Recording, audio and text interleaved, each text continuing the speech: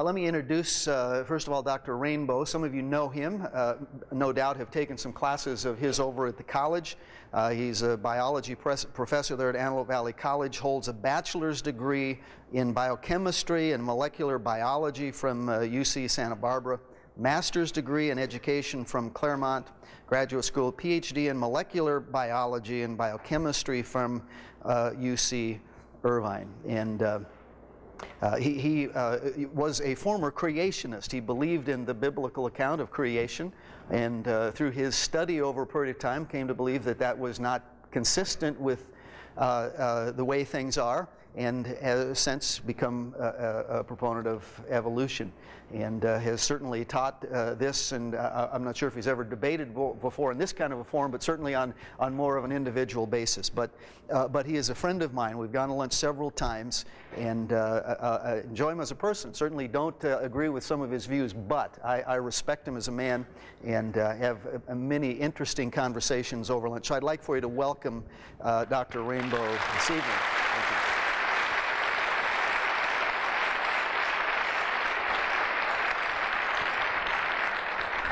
Dr. Kent Hovind taught high school science for about 15 years, and then went on to get involved in this ministry that he's involved in now of teaching creation science, not only in places like this. He's debated many, many times, has written all kinds of material, tapes, videos, and all these things, and also got a PhD in education, and he speaks about 700 times a year in forums like this, and he'll speak anywhere, anytime. If he's there, he loves to keep busy, and we've enjoyed him here at this church this weekend, and I would like for you to welcome Dr. Hovind from Pensacola, Florida, if you will.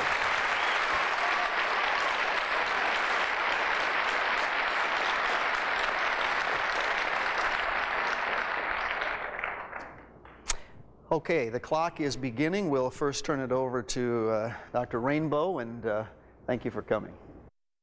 Good evening. I'm going to begin by thanking my friend Pastor Dave Prather and the members of Central Christian for inviting me here tonight to your beautiful church.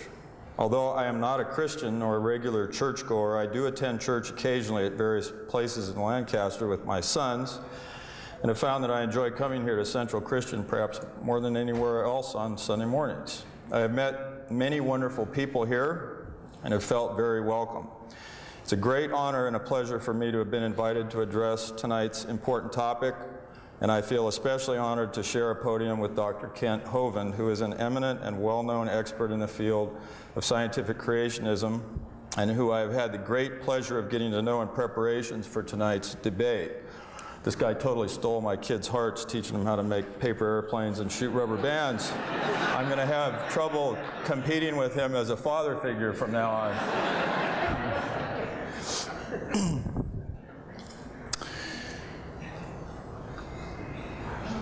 Okay, now if we can go ahead and get my,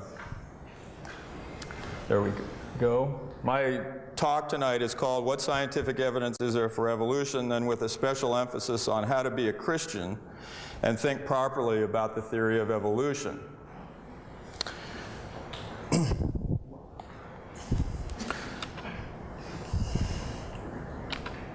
Okay, here's a fascinating and ironic fact about the United States of America. The United States is the most technologically and scientifically advanced nation on the planet, the envy of the rest of the world for our research and development infrastructure, as well as our university education system. Yet in the U.S., approximately half the population reject out of hand the most important scientific principle in all of biology, which is the theory of evolution.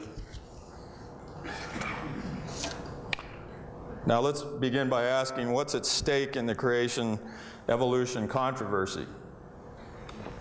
Let's ask, why do evolutionists fight so hard to defend the theory? First, evolution is the central unifying principle of modern biology. Theodosius Dobzhansky, one of the three most famous evolutionists of the 20th century, and a Christian, I might add, a Russian Orthodox Christian, said nothing in biology makes sense except in the light of evolution, and I would heartily agree with that. 2, evolution is an aesthetically beautiful theory with grand and awesome themes. Some evolutionists, including myself, believe that evolution profoundly glorifies God. Some evolutionists use the theory to support an atheistic natural philosophy and argue against the very existence of God, which they have a right to do, just as Christians have a right to argue for the existence of God. Okay, why do creationists abhor the theory of evolution? It seems to make no scientific sense whatsoever. It's a calculated attempt to destroy belief in God and to render the concept of a creator obsolete. It contradicts the book of Genesis and therefore stands in mortal opposition to Scripture. It teaches that humans are descended from animals and therefore destroys all basis for morality. And it glorifies death. Now, I've been asked to present the scientific evidence for evolution to an audience which, though personally friendly, is to a large degree intellectually hostile to the subject in a mere 40 minutes. This is a daunting task. In tonight's debate, I bear the burden of proof. I must show that there is compelling evidence for the theory of evolution.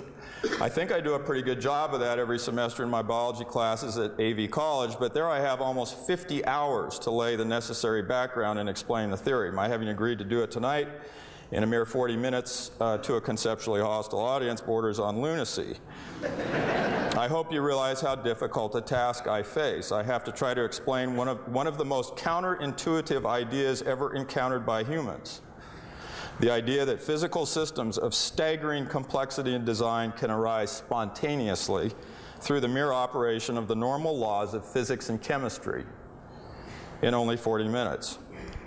Pray for me. Now, since I have only 40 minutes in the formal presentation, I cannot talk about everything and I cannot talk to everybody. So I have decided to talk pretty much to just one group of people, the creationists. I'm going to place myself in their frame of reference and assume that a creator of some sort does exist, which I personally suspect is true but am not sure about. I am technically an agnostic, which means I do not know if God exists. But tonight, with your permission, I will talk pretty much as if I were a full-fledged theist, since I am trying to operate tonight from within the Christian frame of reference, which I respect.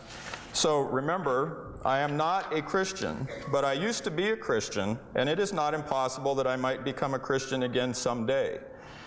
I do not want anyone to think that I'm trying to be deceptive or trying to pull the wool over people's eyes, or still worse, that I'm some sort of spirit of darkness masquerading as an angel of light. So in my talk, I will be explicitly speaking to the Christians in the audience who are creationists. All the rest of you, the evolutionists of various persuasions, the atheists, the agnostics, you're formally invited to eavesdrop in on this conversation that I will be having with the creationists. Now, some creationists take considerable offense at the suggestion, by the way, we could go ahead. Can we turn on the slides, please? Oh, okay. What do I hit again? Oh, the top. Okay. So some creationists take, by the way, I'm going to read from a prepared text because I have an extremely complex talk tonight with a lot of animations and slides, and if I get out of sync with my technology, I'm cooked, so bear with me here. So for the third time, sorry, some creationists take offense at the suggestion that humans have evolved from ape-like ancestors. Allow me now to make a rather aggressive point about that, a point which will also lead naturally into some of the necessary molecular biology that we must talk about tonight. So here's the point. If you're in some sense insulted by the idea that you are descended from animals, then you must really be insulted by Genesis 3:19, which says you are descended from dirt. Genesis says you are descended from Adam, and Adam, whose very name in Hebrew is a pun in the Hebrew on the word for clay, Adam was made from the dust of the ground, which is, let's face it, dirt. In the very earthy account of creation found in Genesis 2 and 3, it says, "Then Yahweh formed man of dust from the ground and breathed into his nostrils the breath of life, and man became a living being." So in regard to your origins, you have two options. You can embrace evolutionary theory, which says that time plus dirt equals humans. Or you can embrace a literal interpretation of Genesis 2, which says that God plus dirt equals humans. In either case, we recognize a fact common to creationism and evolutionism, which is that we are dirt. In other words, we all recognize that our bodies and the bodies of all living things, interestingly enough, are made of non-living atoms. I am a biochemist and molecular biologist by training, and I make my living by studying and teaching students about the fact that all living things are made of normal atoms which obey all the laws of physics and chemistry. From a physical point of view, our bodies are marvelous machines. Here, for example, is a computer-generated image of the atoms in a protein molecule. And then here is a similar image of the atoms in the DNA double helix. By the way, we could turn, I wouldn't mind having the lights down just a little more, Ryan. In fact, fairly dark. I'm a graphical purist here. Can we turn them down a little bit? Oh, okay. Well, can everybody see okay? All right. So it's been proven over and over through tens of thousands of controlled scientific experiments that living things are literally machines, constantly obeying all the laws of physics and chemistry. No modern educated person, including creationists, disputes this raw, intriguing fact that from a physical point of view, we are machines. The central question that Dr. Hovind and I are here to address tonight is simply this: how did these machines get here? Now, one of the songs that you sing here in this church, and I have actually sung it with you, putting my own personal spin on the meaning of it, one of the songs you sing has the lyric, "Our God is an awesome God." Tonight I'm going to try to expose you to an idea which, if true, means that God as the creator is even more awesome than you think.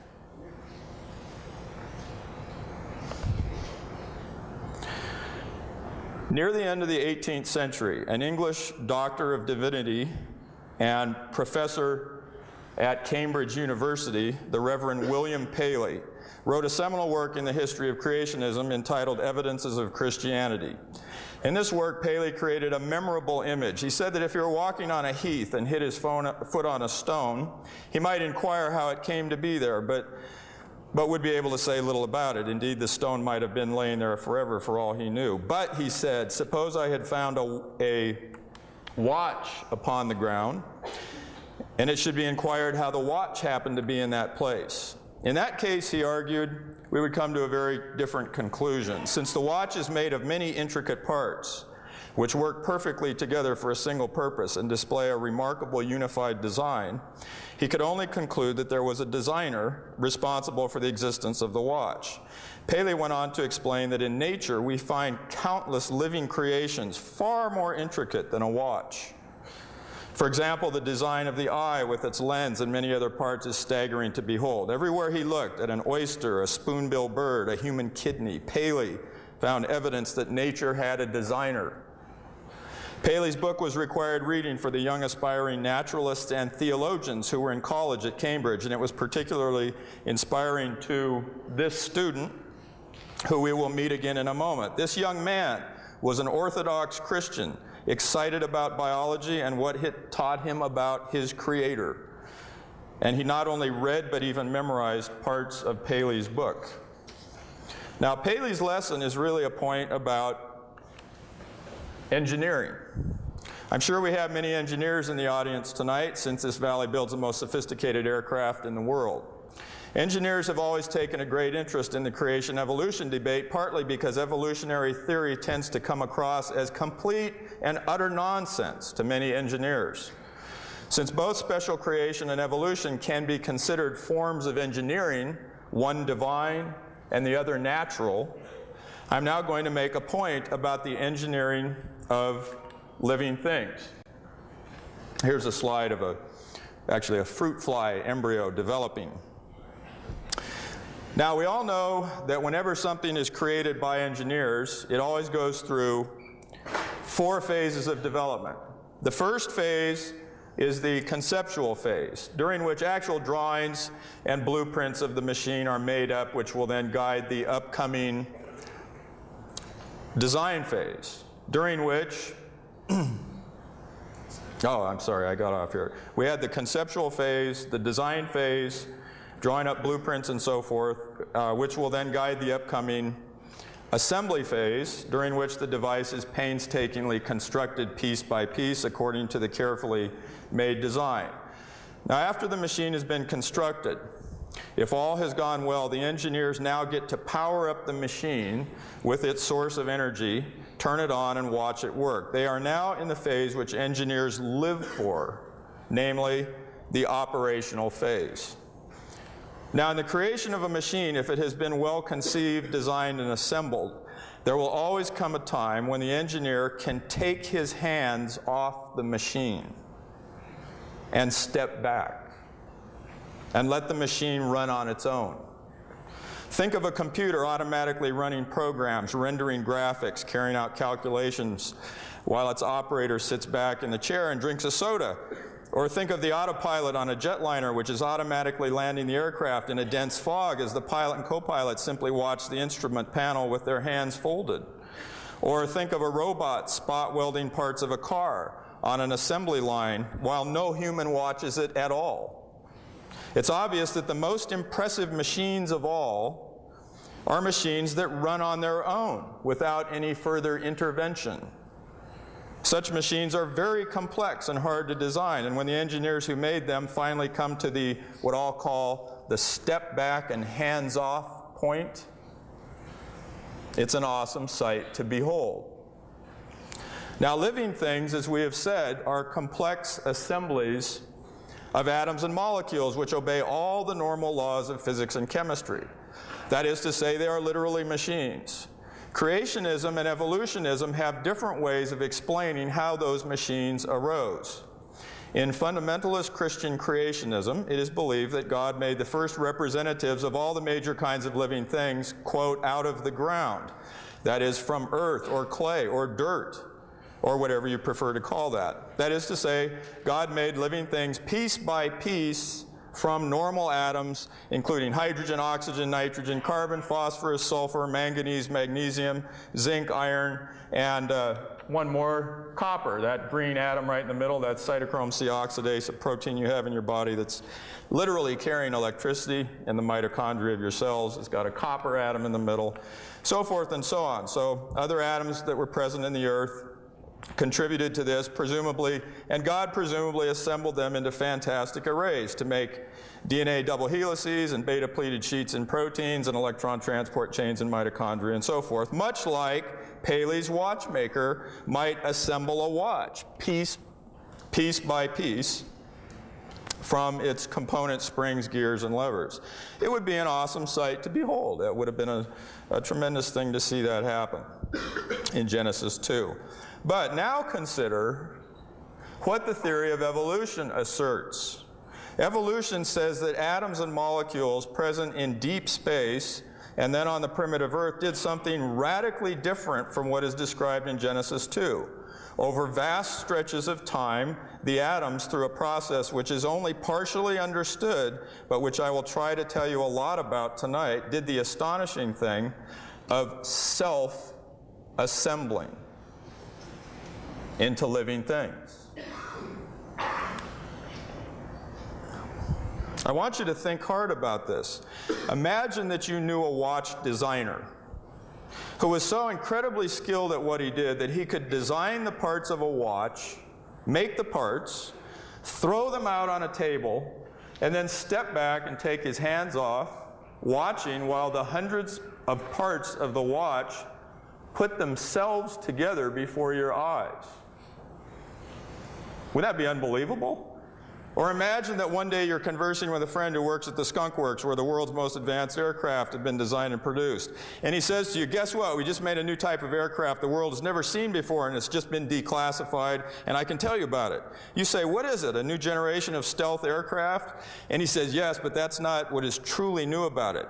You say, well, what is so new about it? And he says, it's an aircraft that self-assembles from component parts. You, if you know anything at all about engineering, would look at him like he was pulling your leg. And then when you saw he was serious, your jaw would slowly start to drop to the floor because you would know he had gone insane. You know that humans cannot yet build truly complex machines that put themselves together.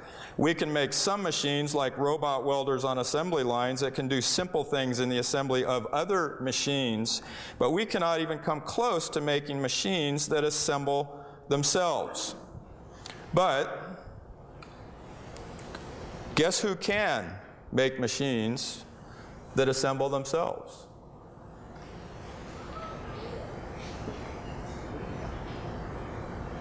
Now do you see why evolutionists get so excited about evolution? Think about this a little more from an engineering point of view again. In normal engineering, where does the step back and hands-off point come in the process? Let me get my laser pointer here. There's my wallet. I'm glad I've still got that.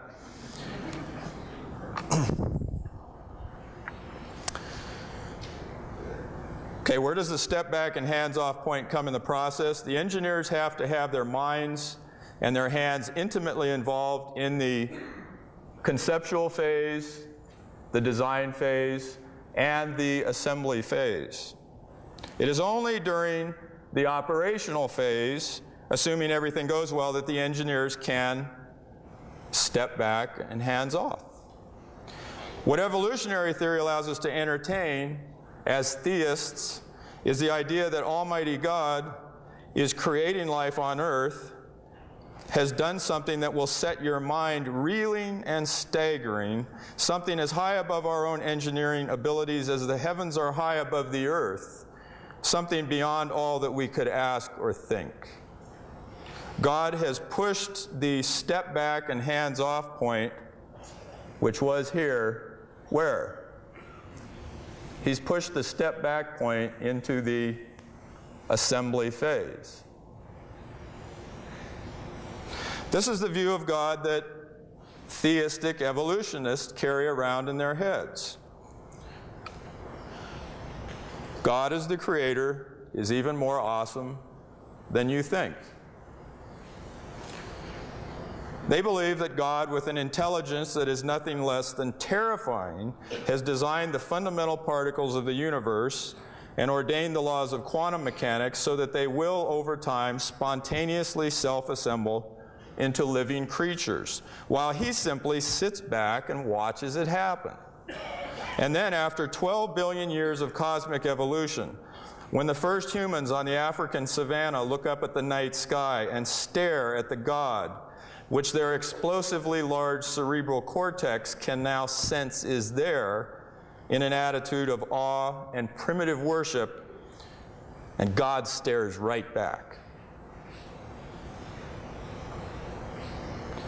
Let's look at another picture that helps us understand how God chooses to operate if the theory of evolution is correct. Here we have a representation of all that exists in the physical universe, which is called nature, derived from a word which conveys the meaning of being born, and from which we get other words like nativity and natal. Now, in addition to the physical universe, which is detectable with the five senses or with extensions of our five senses, many, and I dare say most of the people in the world believe that there is another realm of existence that cannot normally be detected with the five senses, which is beyond nature or above nature. The word for above or beyond is super. So this is the supernatural or supernatural realm. And here we see God. Now please don't laugh at my picture of God, but God has chosen to ordain certain natural laws which govern the behavior of matter and energy in the physical universe. God seems to really enjoy using natural law. since virtually everything obeys God's natural laws virtually all the time. The only time things deviate from natural laws when God is doing the odd miracle here and there, like parting the Red Sea, or changing water to wine, or raising himself from the dead. Here we see just a few examples of famous natural laws expressed as equations, such as, okay, we've got Newton's second law of motion, Einstein's relativity relationship, Newton's law of universal gravitation. Here we have Boltzmann's definition of entropy, mass action expression from chemistry, which governs equilibrium in chemical reactions. This a partial derivative here is Le Chatelier's principle from chemistry. And then at the bottom, ds is greater than 0 is the second law of thermodynamics. Now, we could write dozens of major natural laws that have been discovered so far by humans in various fields of the physical and biological sciences. These statements of natural law are the ultimate triumphs and trophies of the scientific endeavor. And I think there's little doubt in this room tonight that God enjoys watching as humans discover his natural laws through scientific endeavor. He has seen to it that humans have powerful, incisive brains which can ask questions, design experiments, and use the scientific method to unravel the secrets of the universe. Every time humans discover a new law or a new principle or a new galaxy or a new fundamental particle, I suspect God is extraordinarily delighted. Over about 150 years of intense research, scientists using the brains that God caused to evolve have by now, in the year 2003, developed a fairly extensive explanation of how living things self-assemble through nothing more than the operation of God's natural laws. I'm going to say that again. We now understand, not completely, but pretty well, how living organisms arise through a self-assembly process which is being driven by nothing other than a free-running operation of God's natural laws. I call the process God's automatic creature-generating machine. A good teacher will invent flashy names for things, so there it is. How many people here would be willing to, and I don't want to have a loud conversation with 2,000 people, but how many people here would be willing to try to learn from a person who has some expertise on the subject how God's creature-generating machine works? Can I see a show of hands? Who'd be willing to learn something about that? Okay. Who would not be willing to learn something about that? Anybody? Oh, yeah. Right here. Oh, okay. Someone is closed-minded and admits it. I applaud your candidness. Now, some of you may still be reticent to let me in, even for a trial run on evolution. You may be wondering if you will lose your faith if you even so much as entertain evolution. So maybe this will help a little. Can someone be both a Christian and an evolutionist at the same time? Of course they can. Two of the most famous evolutionists of all time were Christians. Here is George Lemaitre, a Belgian Catholic physicist priest who galvanized cosmologists in 1927 by proposing that the universe began when a hot, dense, primeval atom exploded, an idea which adumbrated the modern Big Bang theory. He is considered to be the father of the Big Bang theory. He was later decorated by the Pope for his scientific achievements. And here we have Theodosius Dobzhansky, one of the three greatest evolutionary theorists of the 20th century.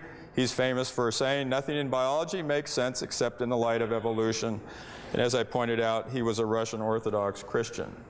Okay, now, what I'm going to do with my remaining time is attempt to explain how two of the most important developments in vertebrate evolution have occurred. I'm going to talk about the evolution of legs and the evolution of wings.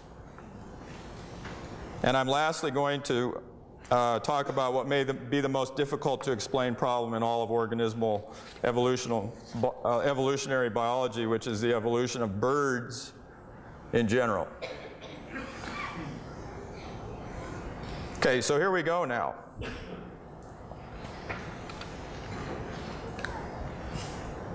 What do we mean when we say that living things have evolved? We mean that all living things are genetically related through a process of what Darwin called descent with modification from common ancestors.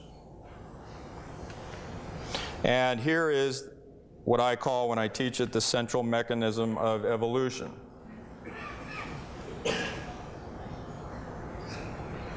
All right, here's how evolution works. This is God's automatic creature-making machine.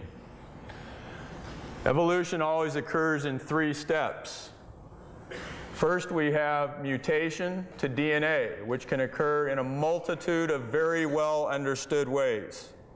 Secondly, we have altered embryological development. It alters the way the organism develops as an embryo, right here, represented by these arrows. And the third step is always what Charles Darwin discovered, natural selection, where an environmental scenario must exist which naturally selects for, or at least does not select against, the new phenotype.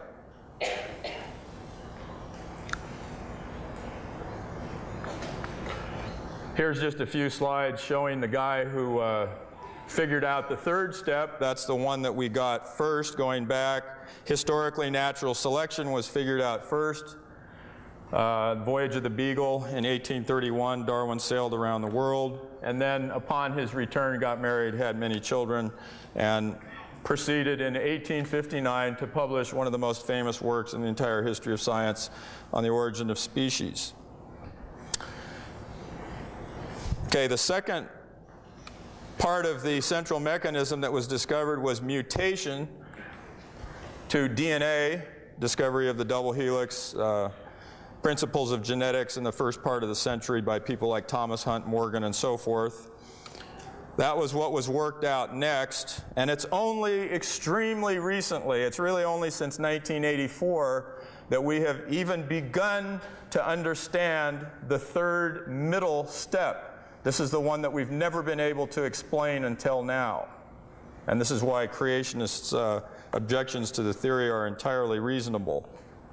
Up to this point in time, I would say. So would you like to see so here's a picture of an embryo developing. And the third step, altered development, now being unraveled by many, many scientists around the world. A couple things that you need to understand. One of my goals here is to help explain the theory itself. It's my contention that most creationists reject the theory because they don't really understand the theory. I would reject it too if I understood it the way creationists do. I really would, and I don't mean that as an insult. I used to be a creationist.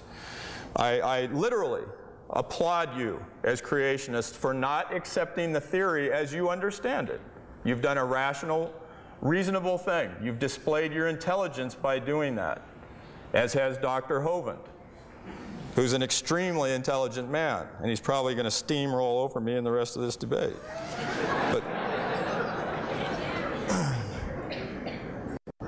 But would you like to see the machine itself in operation? Okay.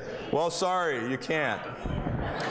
Because the evolution machine operates continuously and seamlessly all around the planet, in every nook and cranny of the Earth's multitudinous environments, and it is also constantly operating genetically on the molecular and biochemical level inside the living cells of all the world's organisms. The machine is way too complicated to see in the true sense of the word. But you know what? I have created a special graphic which provides a simplified, highly schematic picture of the machine in operation. And I call it an evolutionary phase space diagram. Now let me catch up here. What this is going to explain, what this explains is the evolution of legs. We're trying to explain how you go from a lobe-finned fish here to an early amphibian. Lobe-finned fish here, going down, see his little legs there. I really wish it was darker in here. Can we just turn the lights down a little bit? Okay, and we have a pretty good explanation, we think, of how this happened. We think that legs evolved underwater first, not on land. This is a creature called Acanthostega. long fish-like tail, totally fish-like body, but he had little tiny legs and toes, 8 toes. Here's the actual fossil of Acanthostega. Here's what the skeleton looks like articulated, and we're pretty sure he lived underwater because he had a long fish-like tail that would have done him almost no good on land, crawling around down low to the ground. So now here's my picture of the evolution machine, God's creature-making machine, and how it works.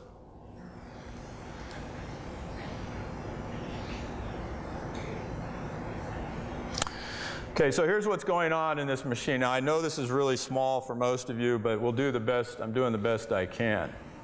What we have, this is a multivariable graph. That is not a valley, okay? It looks like a valley. It's not a valley. This is a three-dimensional graph in what I call phase space, evolutionary phase space, showing the, how the machine creates organisms automatically. Here on this axis, we have the phenotypic axis. This is what the animals are like. Here we have the environmental axis, going in this case from water to land, deep ocean, coral reef, tide pool, shoreline, dry land. Here we're going from a ray fin fish to a coelacanth to various lobe fin fish, one of which here is Acanthostega, which I just showed you, Ichthyostega, a famous more advanced amphibian, and then finally Tulerpaton here, which is a full-fledged land-going amphibian.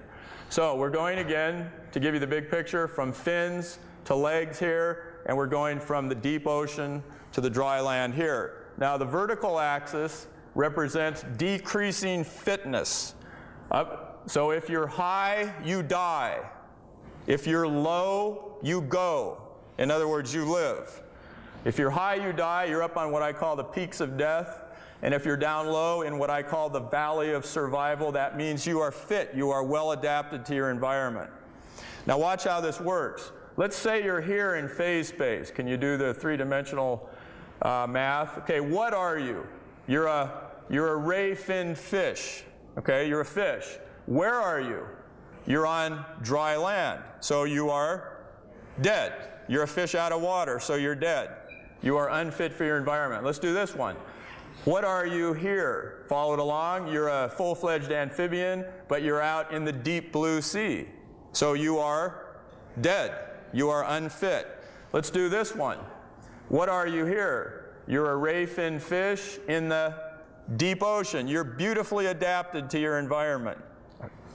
And right here you'd be Tulerpaton on dry land but near a tide pool, so you're doing pretty well here. You're well adapted to your environment. One more here, Acanthostega, that would be right here. You're a primitive amphibian living in a tide pool, trying to make a living in a coral reef. Now, how could he have done that? Let's explain this. Right here, why do we think legs might have evolved underwater? Well, here's the theory. If he was out, so mom here takes a mutation in her sperm or egg cells, and that's a critical point to remember. Let's get all this stuff up here. Okay, the mutations to DNA have to take place in sperm or egg cells, otherwise they won't make it into the next generation. Remember always that the new phenotype, the new form of animal, always shows up in junior, always shows up in the offspring, and then natural selection comes into play and has to select, if this is what we're trying to evolve, has to select for this and deselect for the old type of organism. Now out in the deep blue sea, do you want to have legs and toes? No, see, he would be poorly adapted. He's dead out there. You want to have fins if you're in the deep blue sea, and that's why we still have fish with us today after 400 million years. If you're living 5 miles deep in the ocean, in pitch black water that's freezing cold, at pressures that are twice what crush our nuclear submarines, what do you want to be? You don't want to be a human. You better hope to God that you're a fish down there. Okay, but here in a coral reef, see the island and so forth? Here in a coral reef, what we think could have happened is this. if you're in a coral reef, there's powerful currents going back and forth. There's algae and so forth. And one thing that you can try to do is to carry out what we would call ambush predation. You remain hidden in the algae or behind rocks and things like that, and then you leap out suddenly with your still fish-like tail and catch fish. Now you can see that if you're still a lobe-finned fish right here, he's going to have a little bit of a hard time carrying out ambush predation because there's powerful currents in a coral reef that are pushing him back and forth, and if he's trying to station keep in some algae, he would have to wave his fins and remain in one place, which is going to give away his location and scare the prey off. But look what he can do. He can do something that no animal has ever done before in evolution. He can hang on to things with his little legs and toes and remain perfectly motionless and then leap out and catch a fish. This is the theory for how Acanthostega may have been selected for and how legs evolved underwater. Okay, now here's an animation of that process. There's a constant chatter of mutation to DNA that's ceaselessly generating new forms of organisms. The environment is constantly changing here. This is constantly changing. Organisms are constantly migrating or getting blown into new environments. These are the random forces which drive evolution. But what happens next now, see, these are random forces. These are random mutations, totally random. Transposons are jumping around in the DNA, moving enhancers around and so forth and so on, creating chaos. Most of it's birth defects. Probably 99.9% of all the mutations are harmful. This is random events here in the environment, plate tectonics, climate, disease, drought, all kinds of things are taking place here. This is random. This is random. But what goes on now in the machine is anything but random. Evolution is not totally random. So let me now, and here, okay, I'm going to press on here and use even some of my time. Okay, now bear with me. I've got to bring up an animation.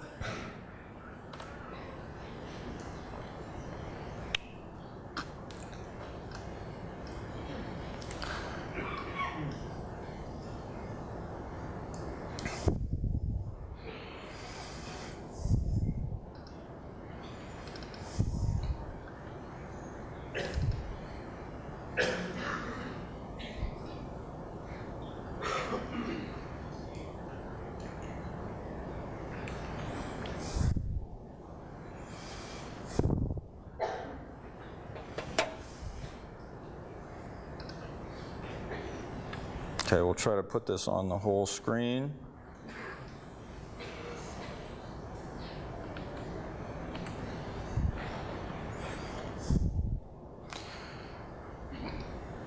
Okay, and here's what takes place in phase space. Each little dot represents a species or an individual, either one.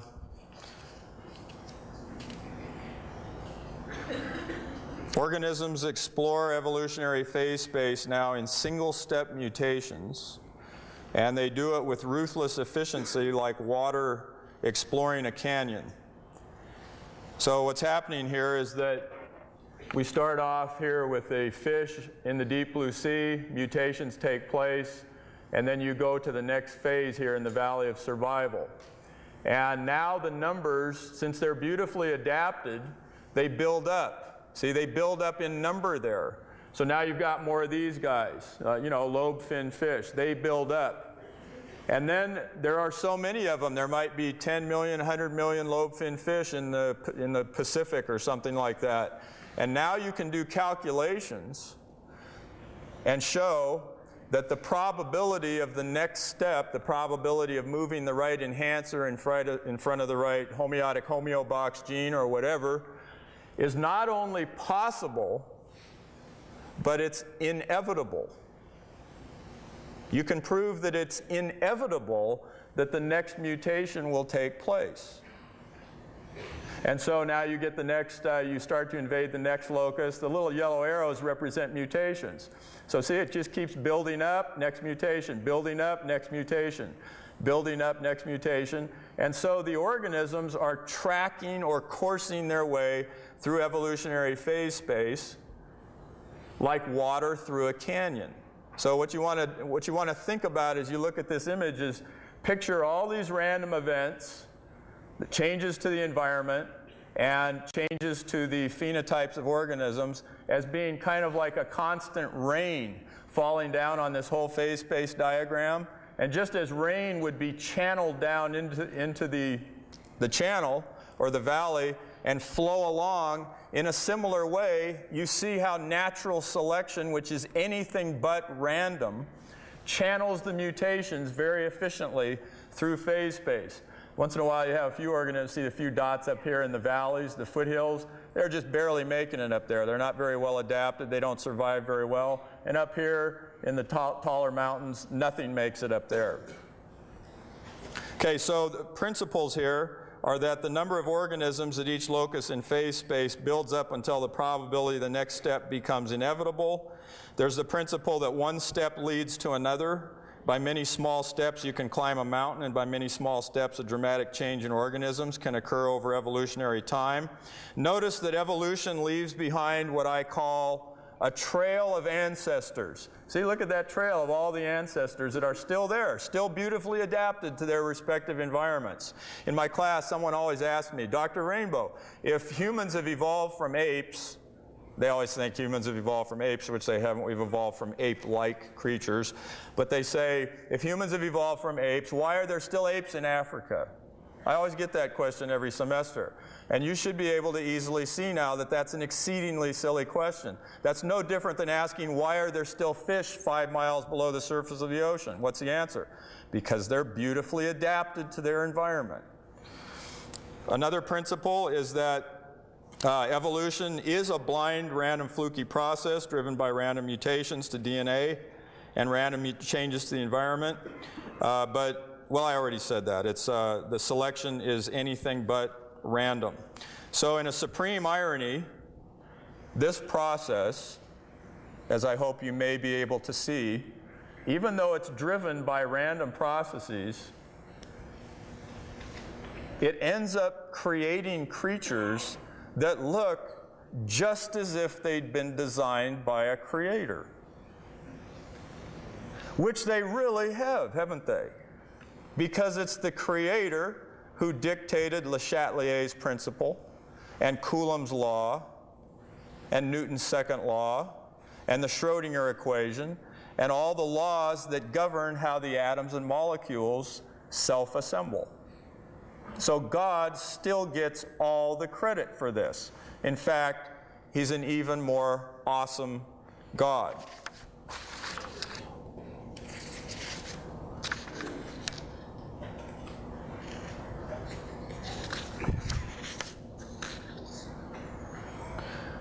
Now, let me take stock of where I am. How many minutes over am I? 5:45. Okay, I mean over my time. What? Oh, 5 minutes. Okay.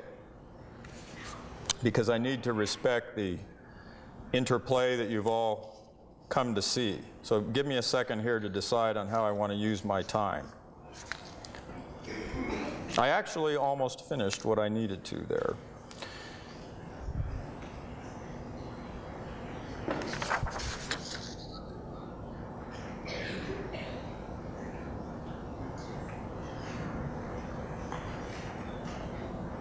Okay, what I'm going to do is simply make one last titanically important point about evolution.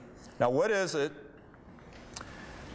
that you're all wondering the most about? This all makes a lot of sense. We know that this happens. Creationists freely admit that evolution takes place. They would say, however, that only microevolution can take place. I have no doubt at all that Dr. Hovind would agree with the fundamental essence of this picture, but he would say that you can only get small changes to organisms, like changing one insect into a different color or something like that. That's called microevolution. What you're wondering is, can you really go from things like a fish to an amphibian? Can you get big time evolution, big changes, big dramatic changes, which is called macroevolution? And what I'm going to do here is try to explain the results of the field that I at least like to think of as my specialty, and which is called EVO-DEVO, or evolutionary developmental biology. And I'm going to show you some animations that show how you can create radically new forms of organisms incredibly easily.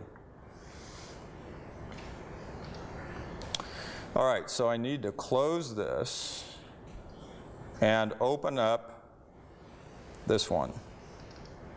Okay, this is an animation I use in my class.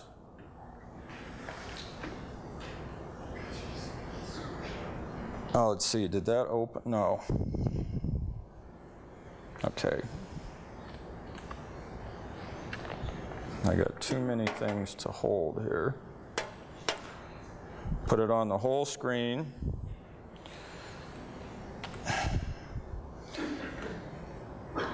Okay, living things are made of cells. And you have to understand that during embryological development, living cells can do 7 different things.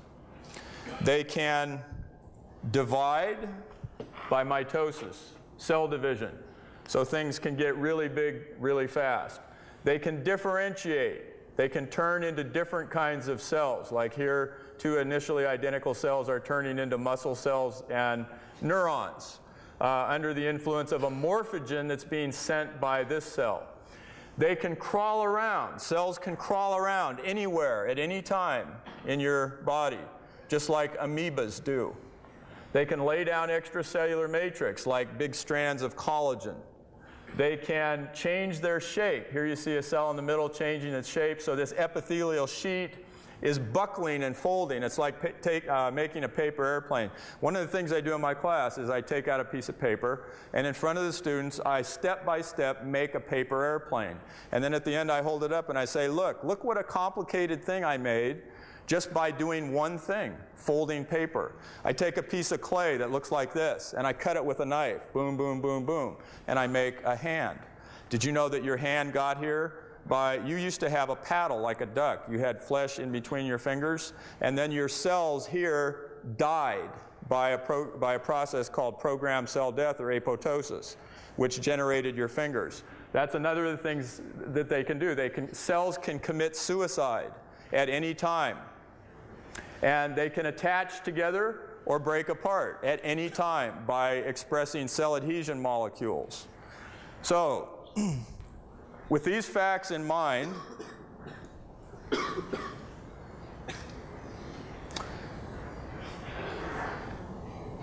we go to another animation, which I call infinite outcomes animation.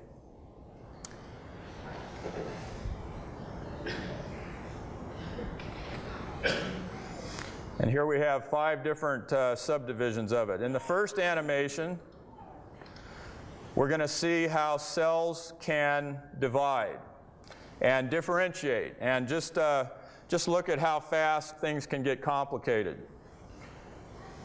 Okay, they're dividing. You have 2 kinds of cells, blue and yellow. See, there we made something fairly complicated just by going through a few rounds of cell division and differentiation into only 2 types of cells. You have more than 200 kinds of cells. Okay, and then the second animation is an example of what we call a progress zone or a proliferation zone. This occurs, for example, in the limbs of an animal. The cells are constantly dividing on the leading edge there. And then if we do the same thing, but put in differentiation, now we get different colors. The cells can divide and differentiate in a proliferation zone or a progress zone. And then the next one shows same thing, except the cells are going to die at the end. They're going to die. Boom, there they go. See, so just by dying, you can make many, many structures inside of an embryo. And then the last animation in this series is a progress zone with differentiation, and at the end they crawl. See, they crawl around, and they can go anywhere at any time. So I think that you can see just from these simple animations that you put together all 7 things, you can make anything that you want by simply changing the order in which living cells do those 7 different things. And I tell my students, this will be insulting to creationists, I suppose, but the only difference between you and a fish is the order in which these 7 things have happened. And by changing DNA, you can alter the order in which things happen. Now, I am not even close to finishing, but I have to stop, and I'm going to stop, and I'm looking forward to hearing Dr. Hovind.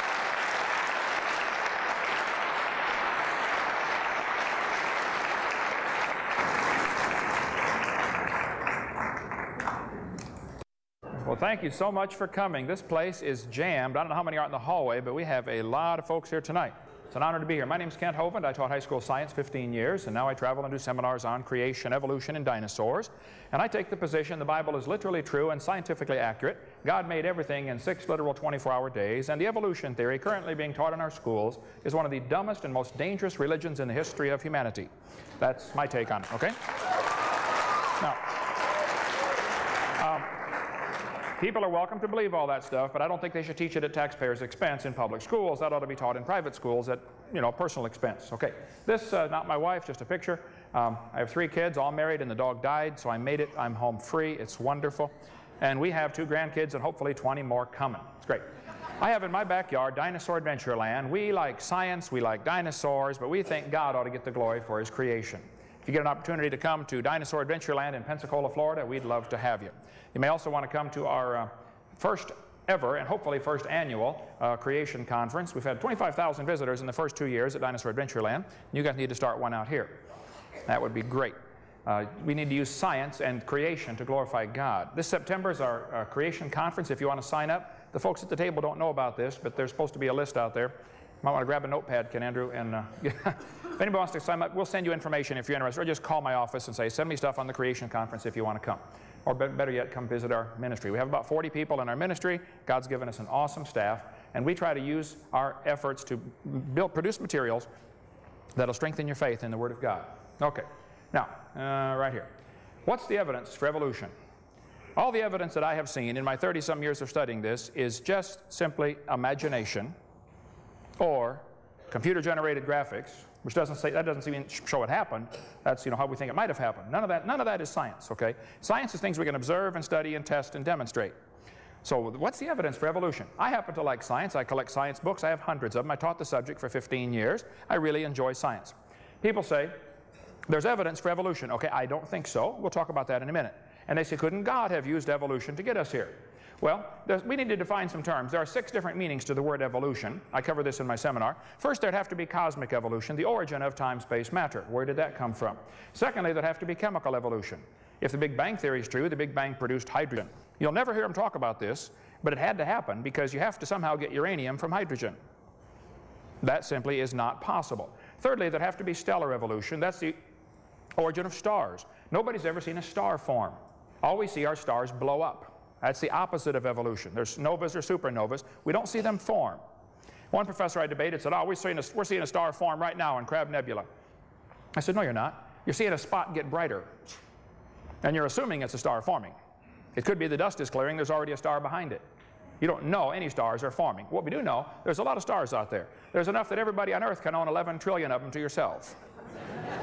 We've never seen one star form. So, fourthly, we have what's called organic evolution, the origin of life. The evolutionist has a serious problem with this one, going from non-living material to living organisms. Now, Dr. Rainbow and I talked before this debate, and we agreed we would only limit this discussion to, once life begins, how did it evolve? Okay, and that's what we're going to talk about. I don't think there's any evidence for that either. But I think skipping the first 4 steps would be fatal for students to realize, to not realize these are essential steps the evolutionist is simply trying to avoid, because they don't have an answer for any of those. Lastly, or fifthly, we have what's called macroevolution. This is where an animal changes to a different kind of animal. Nobody has ever observed any of this. We never see a dog produce a non-dog. You may get a big dog or a little dog, but you're going to get a dog, and there are limits to these changes. Okay?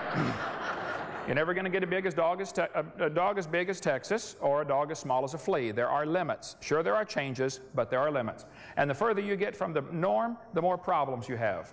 You start having hip dysplasia and disease resistance goes down and stuff like that. So the normal average generic mutt is probably where it started. And now all these special breeds we've created, like the Chihuahua, definitely swimming in the shallow end of the gene pool, are certainly basically useless in my book. But every kid knows that a dog, a wolf, and a coyote are the same kind of animal. We do this in churches. I'll get a 5-year-old kid, and I'll say, which one of these is different, boys and girls? The dog, the wolf, the coyote, or the banana? They pick it out almost every time. One kid said, the boy. And well, it's the banana. Okay. The Bible says the animals will bring forth after their kind. Now, Charlie Darwin wrote a book called The Origin of Species. The argument is not about the origin of species. The argument's about the origin of kinds. I'm not sure who's deciding when a new species has been created or not. You know, a dog and a wolf are different species, but they're obviously the same kind of animal. I'd like to meet the guy who's making the decision. This is a new species, okay? It's still the same kind. Lastly, we have what's called microevolution. I don't like the term. I think it's confusing. We should just call it a variation within the kind. But whatever you call it, number 6 happens. That one I agree with. All the first 5 are purely imagination.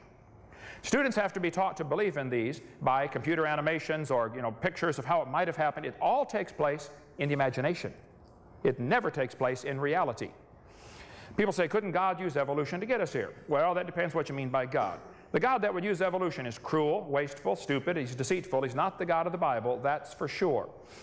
It's not in the character of God to use misfits, blind chance, and death. My God gets it right first time. Doesn't have to practice, okay? Jacques Monod, a Nobel Prize winner, said, natural selection is the blindest, most cruel way of evolving new species and more complex and refined organisms. The struggle for life and elimination of the weakest is a horrible process against which the whole modern ethics revolts. An ideal society is a non-selective society, one where the weak is protected, which is exactly the opposite of the reverse of the so-called natural law. I'm surprised that a Christian would defend the idea that this is the process which God more or less set up in order to have evolution. I'm surprised also that Christians try to blend evolution with creation.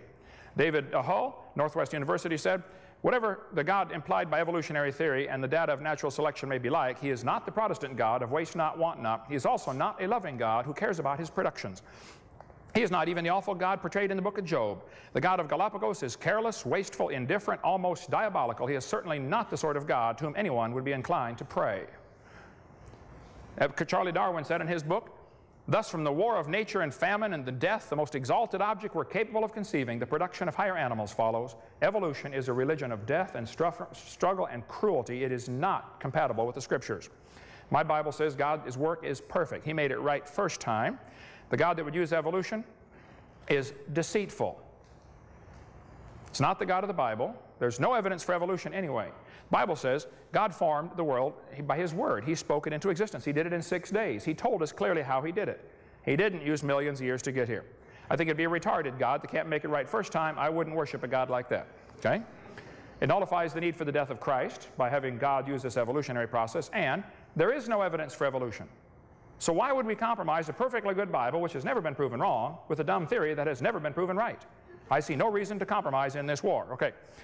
Are they the same? No. The Bible and evolution are absolutely backwards in every respect. We could spend an hour talking about this one. They're irreconcilably different. Evolution says death brought man into the world. The Bible says man brought death into the world. The differences are impossible to reconcile. Somebody is wrong. And I enjoy showing them who they are. Okay, now, suppose I said, I have a theory that the moon is made of green cheese. Okay, it's okay to have a dumb theory, that's perfectly fine. Then, suppose I said, NASA proved it when they went there in 1973 on a secret mission. Well, it's okay to have a dumb theory, but it's not okay to use lies to support my theory, right? It's even worse to use tax dollars to get paid while I lie to support my theory. So if there's evidence for evolution, I really want to see it. The textbook says you're an animal and share a common heritage with earthworms. This is ludicrous, okay? If you want to believe your great-great-grandpa was a worm, you go ahead and believe that, but don't use my tax dollars to teach that to my kids, okay? You go teach that to your kids at your religious school. Now, they say they have evidence for evolution. They say they have evidence from fossils. I'm telling you, folks, in a court of law, fossils wouldn't hold up 1 second as evidence. You bring in your bones and say, these bones are the ancestors of us today. They're going to laugh at you and say, Your Honor, he can't prove those bones had any kids. He sure can't prove they had different kids. Absolutely no fossils could possibly count in this discussion. When you find fossils in the dirt, all you know is it died. So don't tell me fossils are evidence for evolution. They talk about the fossil record. I say, hold it, first place, there is no fossil record.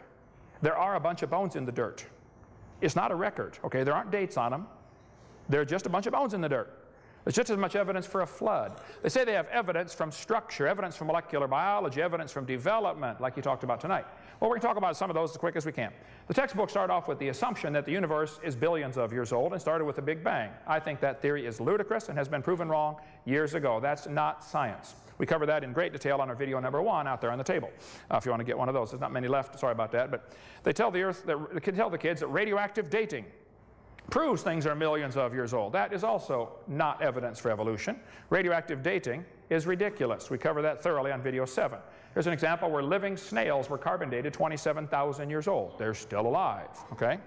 This is 1984. I give many examples on video number 7 about that. This guy said, in the last 2 years, an absolute date has been obtained for the Gandong beds. It has the interesting value of 300,000 years, plus or minus 300,000 years.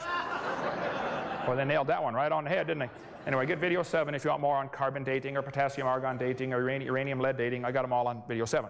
So they tell the kids the Earth is billions of years old. That is not evidence for evolution. Even if the Earth were billions of years old, there's still no evidence for evolution.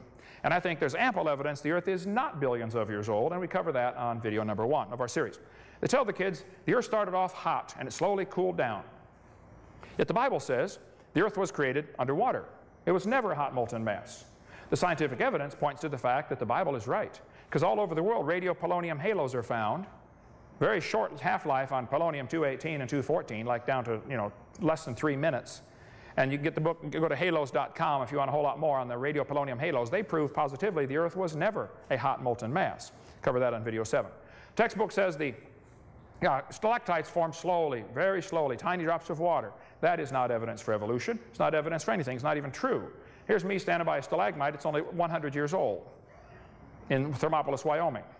Okay, it happens very quickly. This is not a stalagmite, actually. This is a flowstone formation from simply minerals in mineral water being pumped out of a pipe. Bible says, in the beginning, God created the heaven and the earth, and by one man sin came into the world, and death by sin. Yet Darwin said, death brought man into the world. Somebody's wrong, folks. Did man bring death into the world, or did death bring man into the world? Don't try to compromise the two. Get on or get off. Somebody's wrong, okay? Textbook says this is Grandpa. 30 million years ago, larger primates such as monkeys and apes evolved.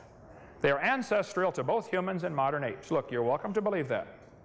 But that's not science. It's not observable science, that's for sure. That's not Grandpa, okay?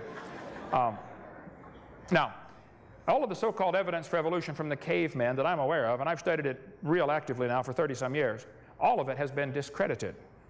I mean, you pick your caveman, Homo erectus, Java man, Piltdown man, Lucy, they've all been discredited. This article in the newspaper says, he's the daddy of us all. This is silly. You don't know he's the daddy of anybody. All you know is you found some bones in the dirt. That's all you know. You can't prove he had any kids that lived. Don't tell me he's the daddy of us all. They're lying to you, okay? Cover much more on the cavemen in video number 2. They tell us dinosaurs lived millions of years ago. That is simply not true. There's ample evidence dinosaurs have always lived with man. We cover that for 2 hours, for 2.5 hours on our video number 3. Textbook says the Colorado River cut the Grand Canyon slowly over millions of years. That's ludicrous.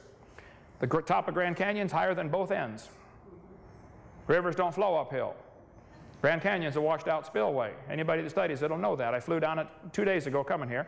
Took a bunch of pictures flying down across the Grand Canyon. It's a 1-mile rise spread out over 270 miles, so you don't notice it much. But it's not formed by the Colorado River. The textbooks tell the kids each of the layers of rock is a different age. The whole geologic column is baloney. It doesn't exist any place on Earth except the textbooks. There is no geologic column. This guy admits it. He said if there were a column of sediments, unfortunately no such column exists. It's a great theory, but it's not science. It's not observable. You can have all the theories you want, but where's the beef? Where's the evidence, okay? All over the world, petrified trees are found standing up, connecting these layers. Now here they are telling us these layers are different ages, and yet we got petrified trees connecting them. They're not different ages, folks. They all formed in one big flood in the days of Noah. We cover that on video number 4 about the geologic column. Okay, textbook says the Devonian period is characterized by the lobe-finned fish, like we heard about tonight. Well, they say this is proof of evolution, that it slowly evolved from fish to amphibians, reptiles, mammals. Just memorize the word farm and you got it. F-A-R-M, fish, amphibians, reptiles, mammals. This is what they imagine it might have happened like, but it is pure imagination. And the lobe-finned fish are still very much alive.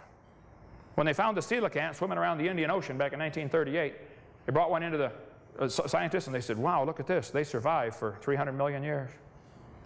Never dawned on them one time to question the theory, because the theory is sacred. The evidence must fit the theory. Now, see the way science is supposed to work. You get a theory, you check the evidence. If the evidence says, nope, the theory's not right, you throw the theory away. You get a new theory. That's the way it's supposed to work. And it does work that way in science with everything except this evolution theory. And I think I know why. I think it's because the only alternative to evolution is creation. And if creation is true, then there's a creator. And if there's a creator, there might be some rules. You mean like thou shalt not? Ooh, we don't want those rules. So we're going to deny the creator. That's really what it boils down to in every instance. The lobe-finned fish is still alive. The textbooks tell the kids you can tell the evidence for evolution because of the similar forelimb structures. This one says these homologous structures provide evidence that these animals evolved from a common ancestor. And they show the 2 bones in the wrist of all kinds of different animals. This is silly. This textbook says comparative anatomy provides further evidence of evolution. The commonality suggests these and other vertebrate animals are all related. They probably evolved from a common ancestor. That is ludicrous. They probably have a common designer is why they're similar. The different bones develop from different genes on the chromosomes. And even if they were coming from the same genes on the chromosomes and they're not, that still wouldn't be evidence for evolution. It could be evidence for a common designer. And they're so complex, complex things don't happen automatically. Somebody has to create them. You know, doing an imagination, a computer animation of how it might have happened, that's not science. That's imagination. The lug nuts from a Pontiac will fit on a Chevy. You go try it. They will. That proves they both evolved from a Honda 14 million years ago.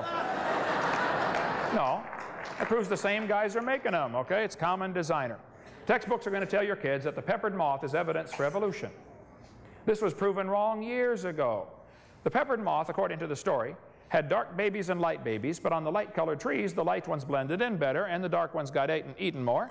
And then when they burned coal in the factories, the trees turned dark, and the dark ones blended in better, and the light ones got eaten. And so they say the population ratio shifted from 95% light to 95% dark. Well, the problem is the whole story is baloney. It didn't happen. They glued dead moths on the tree to take that picture for your kid's textbook. After 40 years of watching, they found 2 moths on the trees. 2 in 40 years. What's 95% of 2? So if you have evidence for evolution, I really want to see it. However, the peppered moth is not evidence for evolution. Even if the story were true, all they had was a shift in the population ratio. That's proof of a designer giving his creatures the ability to produce a variety of offspring so some will always survive. That's still evidence for creation, if the story were true, not evidence for evolution. The idea of the embryo having gill slits has been proven wrong years ago. This textbook says the presence of fish-like structures in embryos of different species shows these animals have evolved from fish and share the basic pattern of fish development. This is simply not true. They say it has gills like a fish. Just because the skin is wrinkled up, I got the same wrinkles in my elbow and behind my knee. It doesn't prove a thing. You got wrinkles. Some of you got a lot of wrinkles on your body, actually. But what does that prove? Okay, I'm getting them too. All right. Now, the textbook, though, says the presence of gills and tails is evidence of a common ancestor. This is not true. This junior high textbook says the similarities provide evidence that these 3 animals evolved from a common ancestor. Again, talking about the gill slits. This has been proven wrong years ago. 1875 it was proven wrong. It's not true. This textbook says humans and fish embryos resemble each other because humans and fish share a common ancestor. Now look, I don't mind if somebody wants to believe that. But I resent paying for that to go into a textbook, and that's the only answer the kid's given. I further resent them cutting down a perfectly good tree to print that. Okay? And we need Al Gore on this one. Okay. Those little folds of skin develop into bones in the ear and glands in the throat. They never have anything to do with breathing.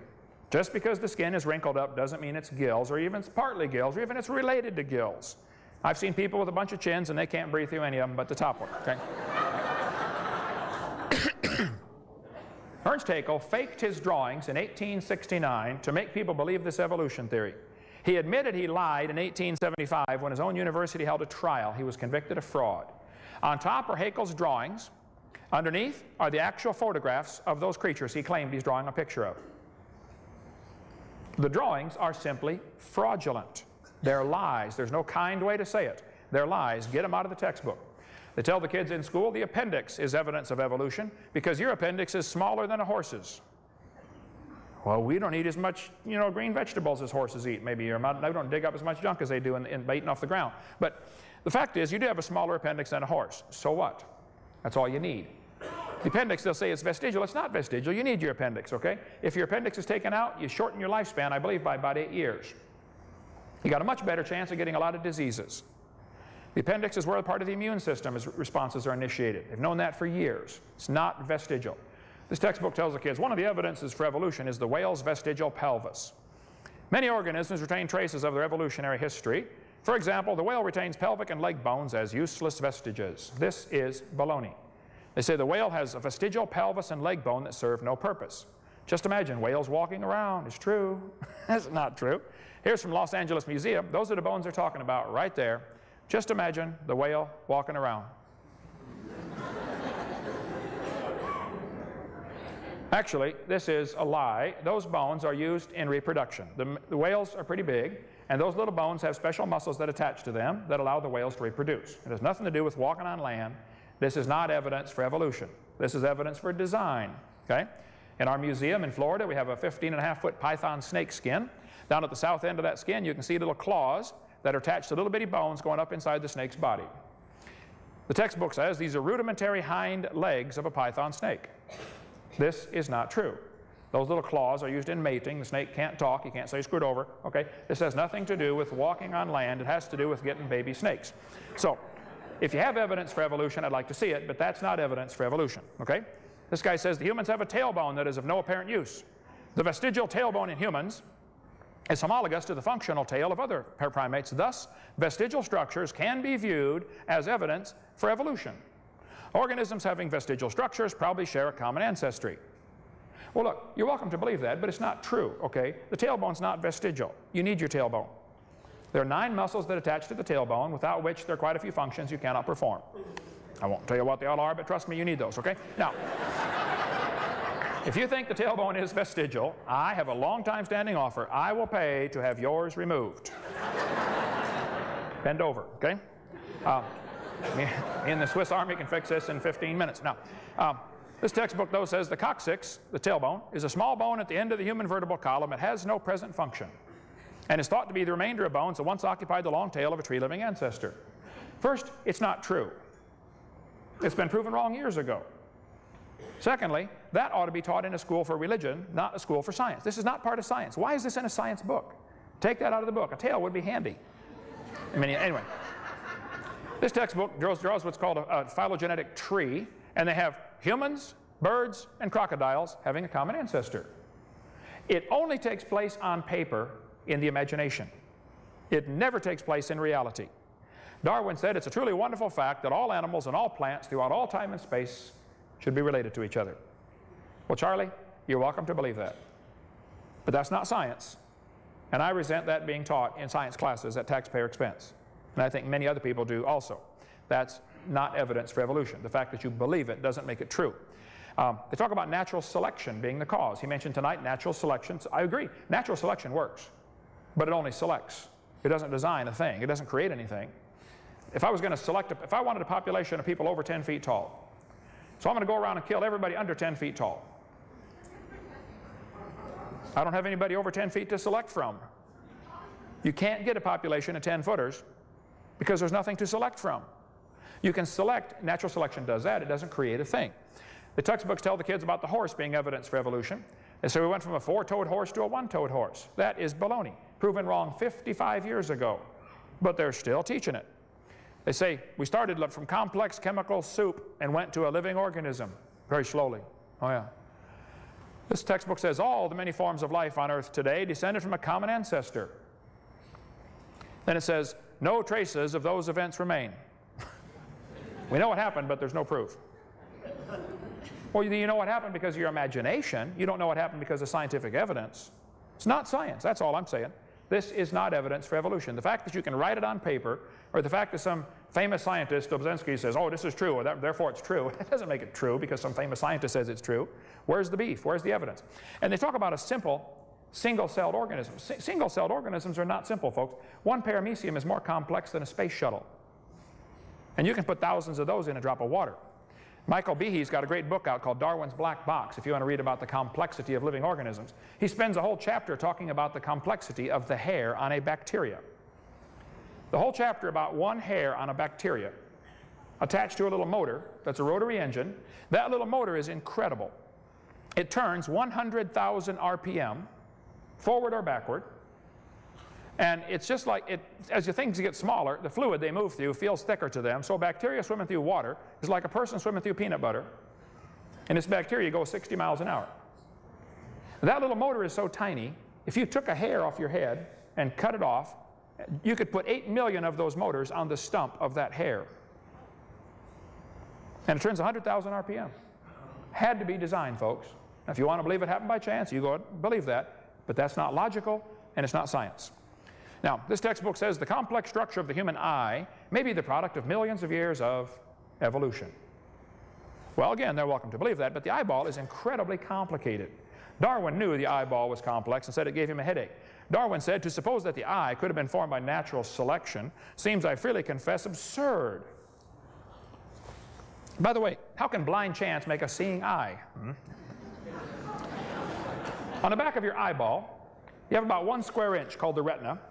In that 1 square inch, there are 137 million light-sensitive cells, all of them wired to the brain. I've done quite a bit of building in my life. I've hooked up quite a few electrical wires. Can you imagine wiring an eye with 137 million connections in 1 square inch?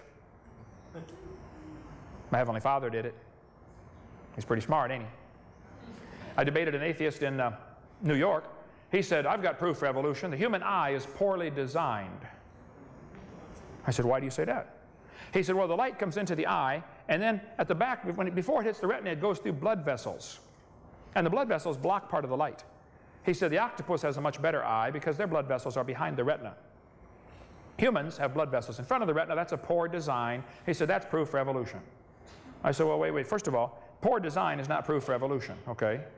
Porsche designed a car one year. They accidentally made it where you had to jack up the motor to change the spark plugs. That's a poor design. But it doesn't prove nobody made it, okay? So arguing from poor design is not a good argument for evolution. But the eye is not poorly designed. I told this atheist I debated, I said, sir, listen, the humans live in the air, okay? Air is a very poor insulator for UV light. UV light will burn your retina. Now, so you have blood vessels in front of your retina to block out the UV light. Octopus live in the water, okay? Now, water blocks UV light.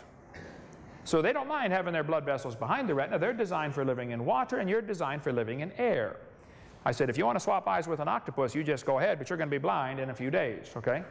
It's not evidence for evolution. Don't give me this poor design of the human eyeball. And kids, if you go to college, you're going to hit a professor who'll tell you that. Okay, they're either confused about their anatomy or they're lying to you. It's not poor design, okay? This textbook talks about how life evolved from non-living material. We could spend an hour on this one, about how they did not use oxygen intentionally. We covered that on video 4 about the origin of life experience. We're not going to talk about that tonight. This textbook says, gills are an adaptation to living in water. Well, how did they live before they adapted the gills? Well, you see, boys and girls, for millions of years, none of them lived. They all died until they evolved the gills. Why don't they say it's a design feature? They don't want to say it's a design feature because then some kid's going to say, who's the designer? They always use this word adapted. Heard it about 6 times tonight. These are adapted, these are adapted. No, they're designed for what they do, okay? This textbook says humans and orangutans are 96% similar in their DNA. So what? They say, well, that proves a common ancestor 15 million years ago. No, it doesn't. Actually, this textbook says, Darwin speculated all forms of life are related. This speculation has been verified. That is baloney. Verified by DNA. The DNA is unbelievably complicated. One person's DNA, all the DNA out of your body would fill about 2 tablespoons. But if you tied them end to end and stretched them out, it'd reach from Earth to the moon and back 5 million round trips. Unbelievably complex. Didn't happen by chance. Okay.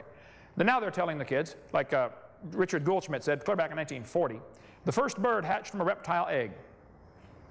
He was frustrated because they couldn't find any evidence for evolution. You couldn't find any fossils that are missing links. He said, so it must have happened quickly because we don't find the evidence. This is silly, okay? In the mind of the evolutionist, there's only 2 choices. They'll say evolution happened slowly like Darwin said, or evolution happened quickly like Gould said. They don't seem to be capable of thinking outside the box. It didn't happen at all. They don't want to think about that, okay? This guy says evolution is a fact. Evidence for evolution from the fossils. He said the fossil record provides some of the strongest evidence that species evolved over time. That is silly. There is no fossil record. There's a bunch of fossils in the dirt, but it's not a fossil record. Don't let them pull that one over on you. All you find are bones in the dirt. You don't look back in the fossil record. Fossils only exist in the present. You put your interpretation on them, but they exist in the present. Everything else is your interpretation on there. See, the creationists and the evolutionists are both seeing the same evidence, coming to different conclusions. I look at fossils and see evidence of rapid burial and a flood. The evolutionists look at fossils and look for evidence for how they change from one thing to another. We don't see anything changing today like that. Why would you think it was different long ago and far away? They say birds are descendants of dinosaurs.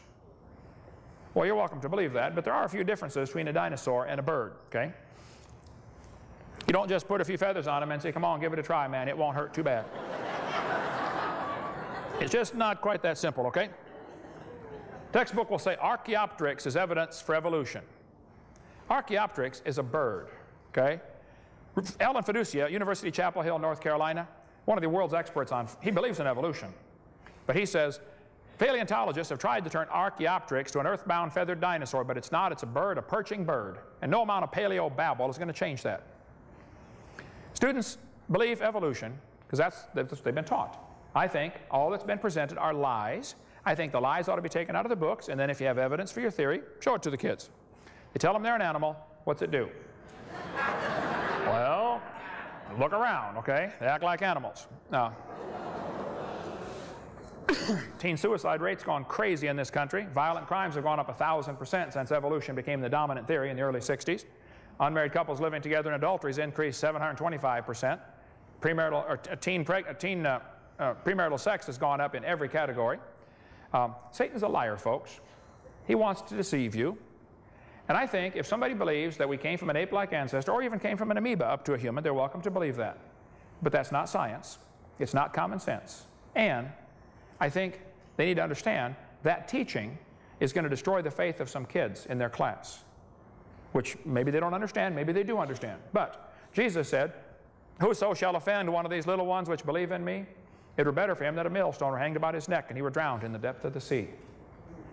So before I taught evolution to anybody, I'd take a long, hard look at Jesus' warning. I mean, if you don't believe he existed or don't believe he's God, that's fine. But listen carefully to his warning. You're in serious trouble. What should we do? Well, 75% of kids from Christian homes that go to public schools reject the faith after 1 year of college. After they're subjected to a whole semester or whole year or 4 whole years of computer animations of how it might have happened, pretty soon they start to get confused and start to believe it. That's what happens to many of them. Scott wrote me a letter. He said, Dr. Hovind, until I went to college, my faith in God was sound. But my college history class helped destroy that faith. Folks, evolution's not just in science class. It's in history, English, math, every class, okay? Scott said, I started to doubt the Bible and God's Word, even started to doubt Jesus was truly God's Son and that He died and rose for my sins. My best friend showed me your tapes, and I was in awe of what I saw. Everything I thought I knew about life was changed. Yeah, he rescued one. Charles Darwin studied to be a preacher, lost his faith. Farrell Till, former Church of Christ missionary, now the editor of an atheist magazine. I debated him, debate number 7 on the table. Michael Shermer, editor of Skeptics magazine here in California. I debated him. I don't know when that was. Claimed he was a Christian as a kid. Tom Hanks, stars in movies with little or no morals, claimed he was a Christian and loved the Lord when he was 16. Gary Parker, now he's back to a creationist. Michael Ruse, the main spokesman at the Arkansas trial, was raised in a Christian home, spoke out against creation. John Templeton, who used to work with Billy Graham, accepted evolution and wrote a book, Farewell to God. Frank Zindler studied to be a Lutheran priest. He's the president of the Ohio Atheist Association. I debated him. And we're going to get Matt Rainbow off the list here by the end of the night because I'm getting him back to be a creationist. All right.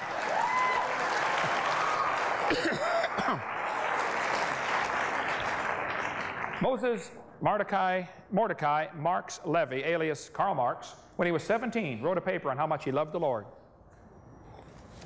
Then he went off to college, studied philosophy. First year in college, somebody destroyed his faith. Later he said, my objective in life is to dethrone God and destroy capitalism. Karl Marx, the father of communism. Marx tried to dedicate his book to Charles Darwin. He said on the title page, to Charles Darwin from a sincere admirer, Karl Marx. Marx knew communism wouldn't work without the evolutionary theory. See, our American system is founded on the idea that all men are created equal. They're endowed by their creator with certain rights. Communism is founded on the idea that all men evolved from slime and you're nothing but an animal. Major difference. We covered that on video number 5. Karl Marx had 6 children. 3 died of starvation in infancy. 2 others committed suicide. Not what you consider a successful father. Okay? Is that with my extra minutes I get, or that's just a regular? Okay, good. Okay. At a very early age, while still a pupil at the ecclesiastical school, Christian school, Comrade Stalin, Joseph Stalin, developed a critical mind and revolutionary sentiments. He began to read Darwin and became an atheist. Joseph Stalin went to a Christian school as a kid. Joseph Stalin read that book and it changed his life forever. Joseph Stalin's responsible for killing somewhere between 60 and 100 million of his own people. I've got several people on my staff, including my daughter-in-law, who are from Ukraine, where 10 million people were killed by Joseph Stalin's goons in the Ukraine. Andrew Carnegie said he loved the Lord, wanted to serve God with his life. First year in college, he fell into believing in evolution. He said, man, if evolution's true, then I'm going to apply this to the business world. The strongest survive. And you won't understand the history of the trust busters and all that stuff that had to happen in the late 1800s until you understand how evolutionary thinking ties in. Carnegie left money behind to start an organization, which is still running, up in Berkeley, California, called the National Center for Science Education. The purpose of the National Center, the current president is Dr. Jeannie Scott. Their whole purpose is to keep creation out of schools and keep evolution in the schools. And if you try to do anything to get evolution out of your schools, the National Center for Science Education will be down your throat at Carnegie's expense. And he used to love the Lord. What happened? President Roosevelt, good man in many ways, but he fell into believing this evolution theory, which teaches, of course, one race is better than another. Roosevelt thought the Indians were an inferior species. You won't understand what happened to the Indians in the last 150 years until you understand how evolution ties into the thinking. That's why we were so mean to the Indians. E.O. Wilson at Harvard University said, as were many persons from Alabama, I was a born-again Christian. When I was 15, I entered the Southern Baptist Church with great fervor and interest in the fundamentalist religion. I left at 17 when I got to the University of Alabama and heard about evolution theory. First year in college, destroyed his faith. Philip Wentworth, back in 1932, said, when I entered Harvard in the fall of 24, I was not only a Christian, I was also an avowed candidate for the ministry. Then for 4 years, I underwent a process of mental readjustment that shook my little world to its foundations. Through it all, only one thing was clear to me. If I could reconcile religion with intelligence, I knew I could go on into my chosen career fortified by the experience. If I could not, every consideration of honor would compel me to make other plans. In the end, I gave up the ministry. Folks, there is no conflict between intelligence and the Bible. There is no conflict between science and the Bible. There is a great conflict between evolution and the Bible. And there's a great conflict between evolution and science. But they want you to think evolution and science go together. No, beer is sold at football games quite a lot. Beer has nothing to do with football. And beer does not become athletic by association with football. Okay? The fact that evolution is currently in our science textbooks does not make it part of science. I'm sorry that it's there. I'm working to get rid of it. But in the meantime, don't fall for this idea that, well, it's in the books, it must be part of science. No, it's not. Okay? I think if you love your kids, you ought to get them out. I don't think it's possible to fix the problem on the short term. That's why about 12% of Americans now go to private school or Christian school. And the number's growing all the time. I don't think it's possible. I think you ought to get them out if you can, okay? The Bible says, cease, my son, to hear instruction that causeth thee to err from the words of knowledge. But some of you people are more worried about Johnny going off to college, getting a certified degree so that he can make more money. The fact that 3 out of 4 are going to lose their faith doesn't bother you, just so he makes a lot of money in life. Better think long and hard about that one. This is how the atheists rate the different states on how well they treat evolution. They think the folks in California are doing a wonderful job of teaching evolution to their kids. They think the folks in Florida are doing a lousy job. Yay, Florida. Okay. If you can't get them out, make sure your kids know the truth. Don't send them off unarmed. My video series is there to provide information. It's not copyrighted. Copy it all you want. Give it to your friends. If you don't like my jokes, edit them out, okay? Bible says you shall know the truth, and the truth shall make you free. I think it's wonderful. You don't need to lay your brains at the door when you come study the Bible or study science or study creation. Everything I observe in nature says, wow, there must be an awesome designer. Not only did God design this world, He wants to have a personal relationship with His creation. It's wonderful. I know I'm going to heaven when I die. It's not because I'm good. Are you kidding? If I get what I deserve, I'm in serious trouble. I've been forgiven. That is awesome. And I certainly don't feel intellectually inferior for believing in creation. Quite the opposite. I look at the evidence and say, wow, this matches, it all matches. It's perfect. Florida has laws requiring textbooks to be accurate. So does Texas. So does Wisconsin. So does Alabama. So does California. The textbooks ought to be accurate. I'm not trying to get evolution out of your schools. But all the evidence that's used to support the theory is wrong and ought to be taken out. Take the lies out of the books.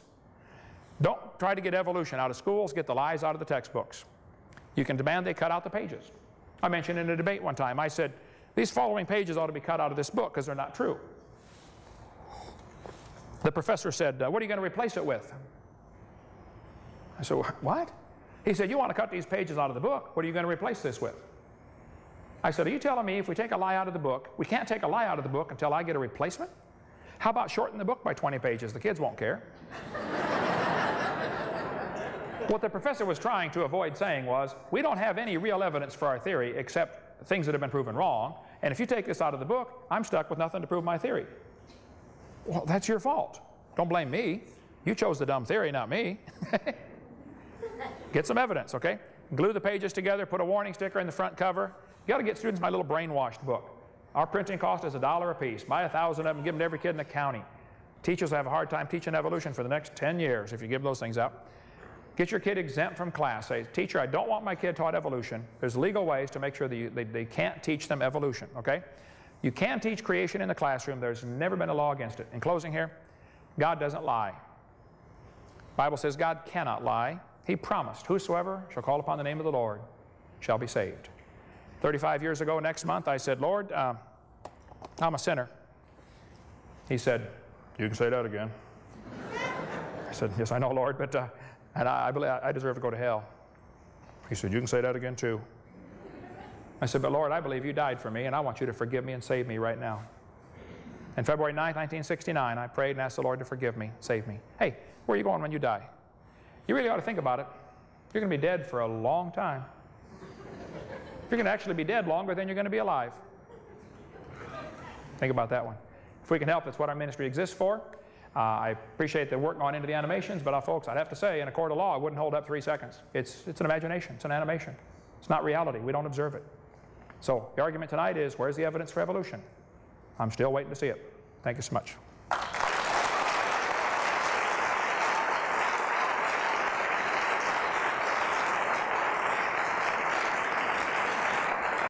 We will now enter the rebuttal period. I believe Dr. Rainbow used 53 minutes, which is the first, so you used your first rebuttal period, a little bit more, but we'll extend grace on that. So you have now 10 minutes of rebuttal. Okay, some things Dr. Rainbow said tonight that I think I should not leave hanging. He said half the population of the U.S. population rejects evolution. I think the implication is because they reject it because they don't understand it. I think quite the opposite is true. I think they do understand it and reject it. How many of you think you do understand what the evolution is trying to teach and you still reject it? Now, the choice is for the evolutionists to look at these hands and say, well, you people are stupid. or to look at it and say, maybe there's a reason they're not getting it. And the evolutionist typically thinks, if I had, 75 hours to show you all this stuff, I could make you believe in it. Well, that is, again, implying you're dumb, I'm smart. You just don't know everything I know, or else you'd believe like I believe. I think the opposite is true. I think there are thousands of scientists who have studied this very carefully and thoroughly rejected the concept. It doesn't work. It doesn't happen. So I would certainly agree that over half the population doesn't believe in it, but I disagree that that means they're dumb. Actually, I think it means they're smart enough to realize that they didn't get brainwashed with all this teaching. He said evolution is the central unifying principle of biology. This has been the mantra for the last 20 years. The evolutionists keep saying, oh, you have to teach evolution. This is the central unifying theme. Well, just because they say that doesn't mean it is. I could say creation is the central unifying theme of the world. And they would say, I disagree. Okay. Well, just saying something doesn't make it true. And you hear this over and over, and I see this in the court cases as I read about what happened in textbooks. They say evolution is the central theme. Evolution has nothing to do with biology. You could learn all the muscles, all the bones, all the nerves, all the fibers of the body, and never study evolution. You can teach the kids, okay kids, flexors, extenders, biceps, triceps, deltoid, rectus femoris, and all these muscles of the body. You don't have to learn about. If the kid says, well, how'd they get there? Well, we don't know. We're learning the anatomy. Here's how it works. Evolution is unnecessary. It's a useless theory, and I think it's counterproductive. I think it's a waste of classroom time. And I think it shows up on the test scores. Now, as American kids test lower and lower and lower in their general knowledge of science because they waste so much time teaching that dumb theory. That's my totally unbiased opinion. Okay? He said tonight that evolution glorifies God. Okay? I will stand by my guns. It is not the God of the Bible. I debated Hugh Ross for 3 hours on the John Ankerberg show, and he was saying how that, God needed millions of years to make this happen, and how the Neanderthals were, soulless humans and all this stuff. I said, I am very concerned that when you and I say the word God, we're talking about two different things. I think you have a different God than I do. Okay? I think Osama bin Laden believes in God, but he has a different God than I do. Okay? Very different God than I do. So I don't think God used evolution. There's no evidence for it anyway. Why blame that on him? Okay? He says atoms are self-assembled by a process we don't understand. Well, again, you're welcome to believe that, but that's, again, not science. I think the fact that atoms can self-assemble is evidence of design. The idea that in the beginning, God created the heaven and the earth and God plus dirt equals humans, that's not a problem for me to believe. But time plus dirt equals humans is a real problem for me to believe. This computer right here is nothing but natural components. There's nothing supernatural about a computer. There's not a little man running around in there changing the numbers on the screen, okay? It can be understood by purely natural processes. However, it didn't assemble itself. It can't assemble itself. You couldn't even get a nut and a bolt to evolve by chance that would fit together, let alone a 747. You couldn't get one nut on one bolt by blind chance. So if they want to believe all this happened, that's fine. But the atoms self-assemble because they're designed to do that. Okay? And as far as the assembly process, that's something I'd love to hear an evolution explain. How did we get from asexual reproduction to sexual reproduction? Which evolved first, the male or the female? So you got a real problem here. For as soon as you start going from asexual to sexual reproduction, you got to find two of the opposite sex in the same place at the same time. It's a big world, they're talking billions of years. They got to find each other and be interested. Now you really got a problem, okay? So, lastly, not almost lastly here, 3 minutes, did you say? Okay. He said, I mentioned that, okay, lobe-finned fish, he gave the picture of how it changed, and you can do a computer animation, and National Geographic does this all the time on TV. They show the computer animations of them changing, morphing from one to another. That's not science. That's imagination. I don't know how they don't see that, but that's all it is imagination. He said the only difference between you and a fish is the arrangement of molecules. Folks, there's a tremendous difference between you and a fish. Animals have a consciousness of themselves. They're alive. Humans have a consciousness of God.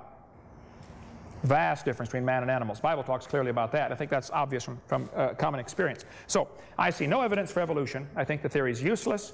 I think it's only supported by things that are proven wrong. and I resent paying for it in the textbooks. Thank you.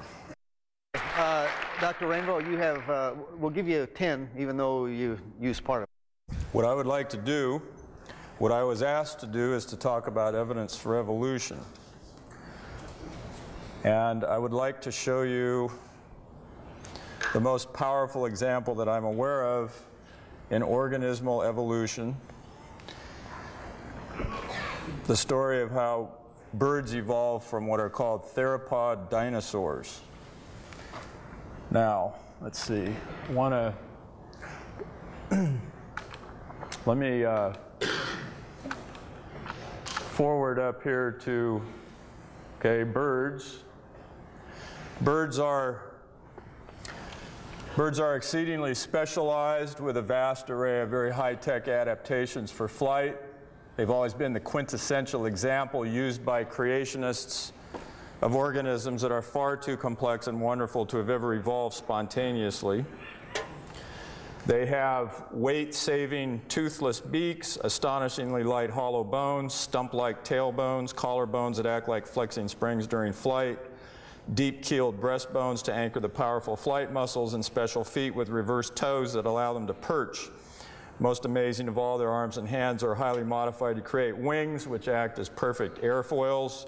Through the agency of feathers, special integumentary structures, which have historically been perhaps the single most difficult to explain structure in all of organismal biology. So feathers, I think I'll defer talking about them for the moment. This is the theory that you've all heard about, that birds evolved from dinosaurs. There you see a dinosaur that's called Bambiraptor, and as you can see, it has feathers on it, but the feathers were not used to fly. The feathers were believed to have kept it warm, probably, since down feathers are the most insulating substance known to man. This picture shows some of the transitional forms from a National Geographic article. Sinosauropteryx in the back here. Caudipteryx, some of the dromaeosaurs like Velociraptor, and then on to birds such as Archaeopteryx. Archaeopteryx was a bird, there's no question about it, everybody agrees with that. And then on to modern birds. Now, this is a pretty picture. Anybody can paint pretty pictures. But what's the actual evidence for this? Well, I've tried to assemble a sequence. We think that juvenile T-Rexes may have actually had feathers, for example, to keep them warm. Here are some actual fossils, and I think what I'll do is just show this sequence. I don't know if you're trying to film this or not, but if you are, it would be a good time to turn the lights out and catch this, because it's the star of the show now. So here is a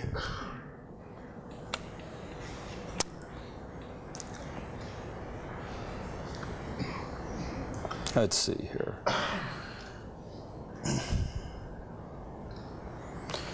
Okay, I'm going to show you a transitional sequence of organisms.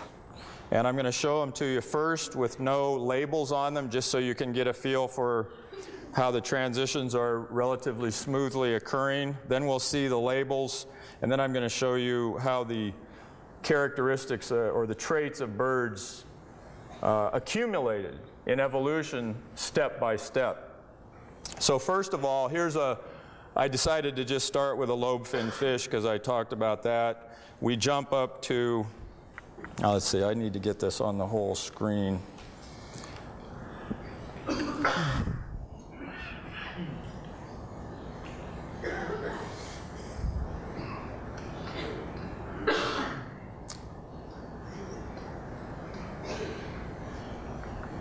View slideshow. Thanks.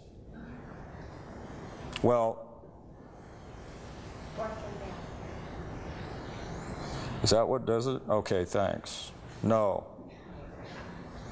I'm forgetting the command to make it the whole screen here. Down at the bottom.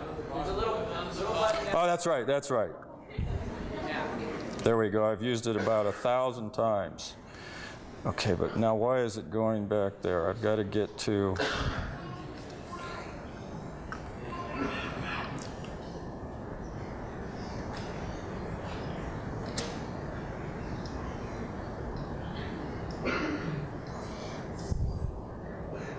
Okay, there it is.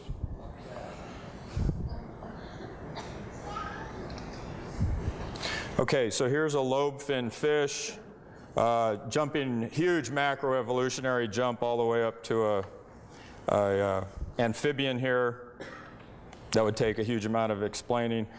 And just look with your eyes at the sequence and how they're changing step by step in what seems to me a pretty smooth transition into organisms that look more and more like birds. There's finally a modern bird, and there's an eagle. Okay, now let's name these. A lobe-finned fish. You can see the dates there. A primitive amphibian like Ichthyostega. Again, that was macroevolution right there. Then we finally get to a primitive reptile called a cotylosaur, the first reptiles, an early archosaur, Proterosuchus, onto a thecodont called Euparkeria, and then a clearly bipedal organism, an early dinosaur, a theropod dinosaur, another theropod dinosaur, one that is known to have feather-like structures on its body, a tetnuran dinosaur like Allosaurus, which was a huge tetnuran, a maniraptoran dinosaur like Velociraptor. These are believed to be the closest relatives to birds. An avian dinosaur, the most primitive known bird, Archaeopteryx. Another avian dinosaur called Confuciusornis. An advanced avian dinosaur, or nearly modern enantiornithine bird, or what's called an opposite bird. A modern bird, like a pigeon, which is classified by most experts as still a dinosaur, and another modern bird like an eagle. So birds are considered to be feathered dinosaurs by probably 99% of all professional biologists who are qualified to have an opinion on the matter. Now, this is the part that really talks about the evidence. So what I've done is I've shown here a list of all the traits that birds have. Okay, so all these traits are possessed by modern-day birds. And I'm now going to show you the same exact sequence, and you're going to see how, as each organism comes up, you'll see highlighted in bright yellow the traits that that organism displays that are bird-like. And the key thing to remember, think of the phase space diagram that I showed you. Think of these organisms as chattering their way through evolutionary phase space, being driven by natural selection processes, where each of these organisms was not trying to make birds, because evolution never knows where it's going. It's a free-running random program. But you'll see these traits appearing in bright yellow as we go through it. So here, a lobe-finned fish has, just say, something like a leg. Okay, then a primitive amphibian has a full-fledged leg, as birds obviously do. Okay, then getting closer to the real sequence that we're interested in. Cotylosaurs, the most primitive reptiles, have scales. Birds still have scales on their legs. And amniotic eggs, which birds lay. We go to an early archosaur, or ruling reptile. You see the formation of what's called an antorbital fenestra. That means holes in the skull, holes in your skull. It makes your skull lighter. Birds have those to save weight. Okay, here we see a thecodont, Euparkeria, and although this looks like he's walking on four legs, it is believed by many scientists that this was bipedal at least part of the time. So bipedalism is critical in bird evolution because it liberates your front limbs to do something different, like become wings. Okay, then we have another early dinosaur, Ornithosuchus, and here we see offset ball and socket hip joint, and you raise the metatarsals and you walk on your toes. Birds walk literally on their toes. Okay, a theropod dinosaur like Coleophysis. This had hollow bones, as birds do. A pelvis anchors on more vertebrae, as in birds.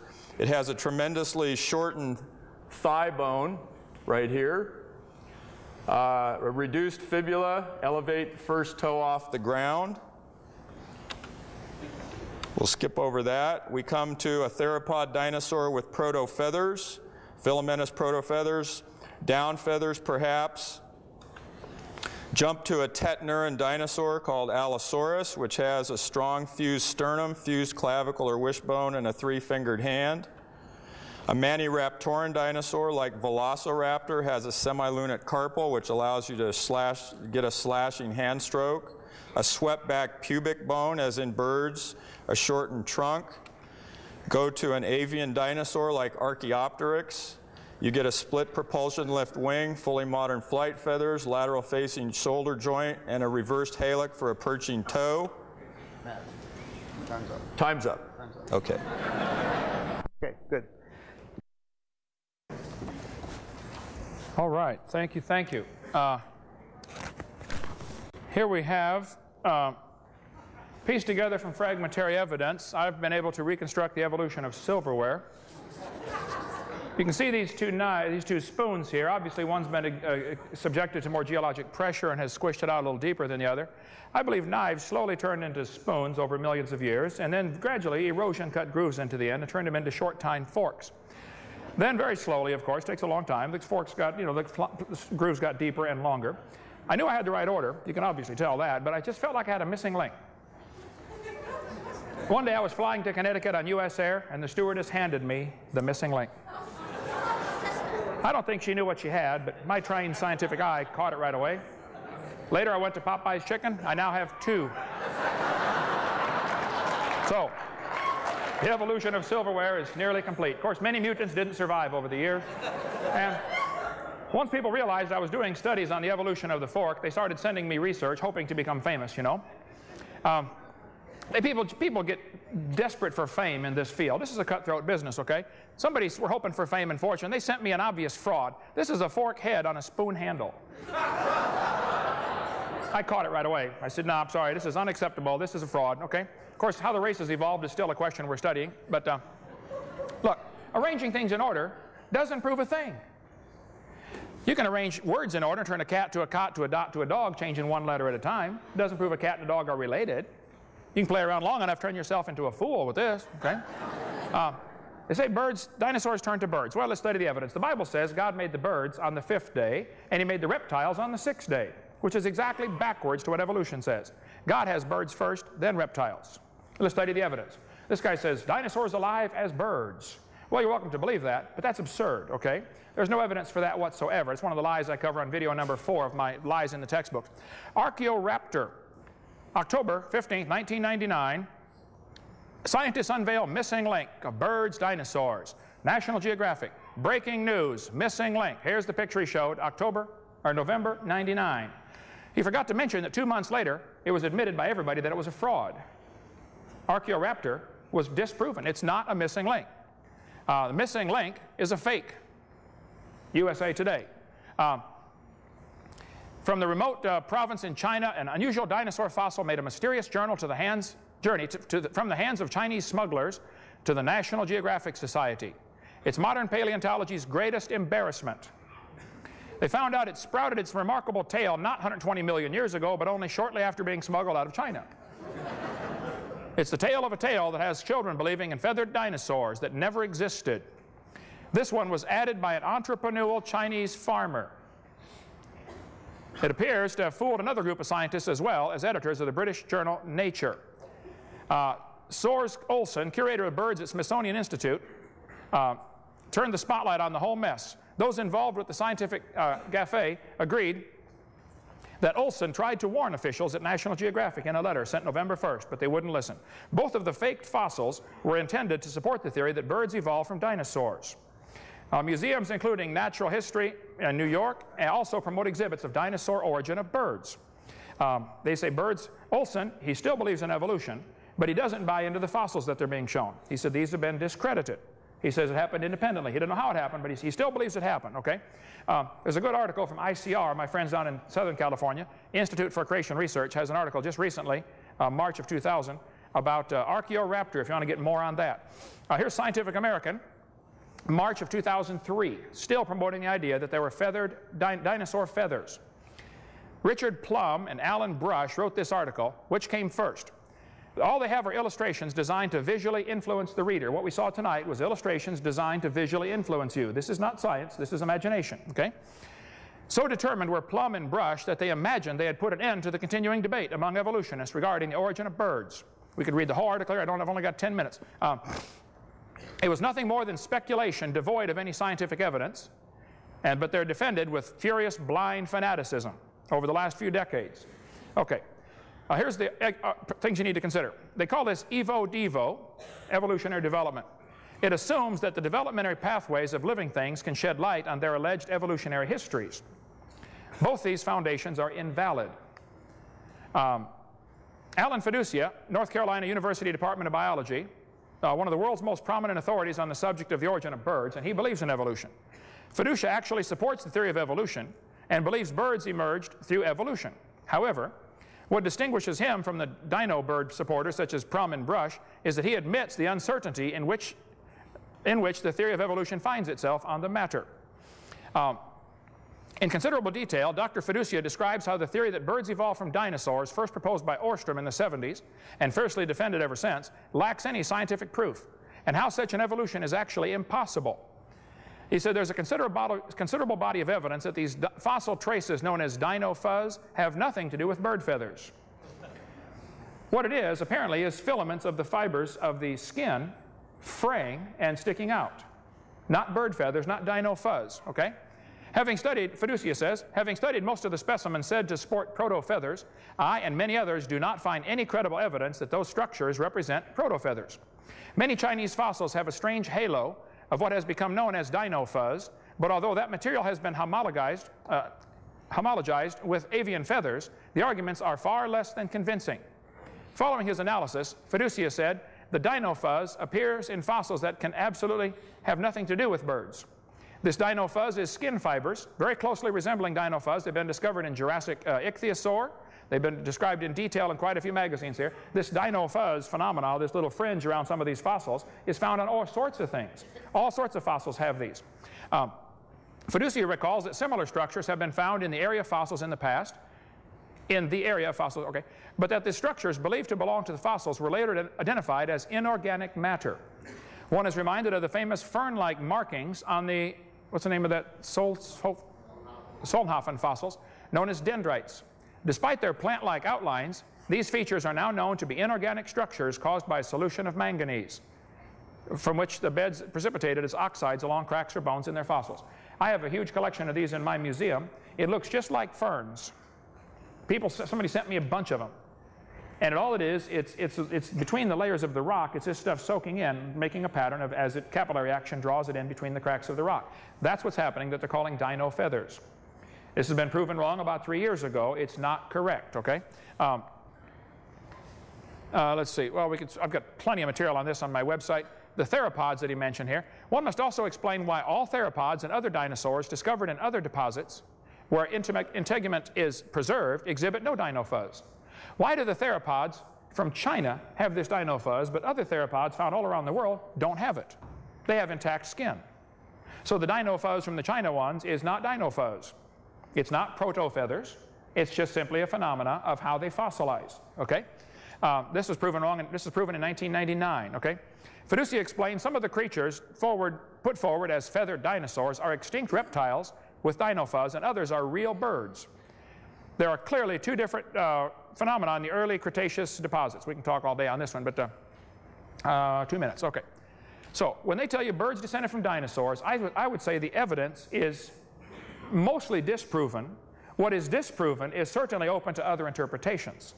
So kids, before you buy into this idea that dinosaurs turned to birds, I think you ought to really consider this from all perspectives and don't get swallowed up by this stuff. Scientists are always telling me, they'll say, well, the latest research says, I say, wait, I don't want to hear about your latest research. Your theory's been around for 120 years. What evidence do you have that has stood the test of time? They're always relying on the latest research. Well, it hasn't stood the test of time yet because it's always proven wrong later, okay? It's not dino fuzz. Somewhere along the line, that bird's going to have half wing, half feather. Now, he can't walk and he can't fly yet. What good is it, okay? Archaeopteryx is not a missing link. I'll stand by my guns. They're still teaching Archaeopteryx. It's a bird. And he mentioned tonight that Archaeopteryx is an avian dinosaur. Well, the experts that studied Archaeopteryx will tell you they disagree, okay? Archaeopteryx is a bird. It's 100% bird. Now, it does have a shallow breastbone. So does the Hoatzin. Archaeopteryx has claws on its wings. 12 birds today have claws on their wings, okay? It's not proof of anything. The Hoatzin has them, the ibis has them, the swan has them. 12 birds have claws on their wings. So what? It's not proof it's a missing link. They say Archaeopteryx had teeth in his beak. Well, very few birds have teeth. There's a hummingbird that has teeth from down near Ecuador. But very few birds have teeth. What does that prove? Some reptiles have teeth, some don't. Some mammals have teeth, some don't. Some of you have teeth, some don't, okay? Doesn't prove a thing, okay? Only 6 Archaeopteryx have been found. Only 1 has ever been sectioned or analyzed. And I think the experts will tell you it's not an avian dinosaur, it's a bird. God designed the birds, God designed the reptiles, God designed the mammals, and God did a wonderful job. Quit trying to mix them up. Thank you.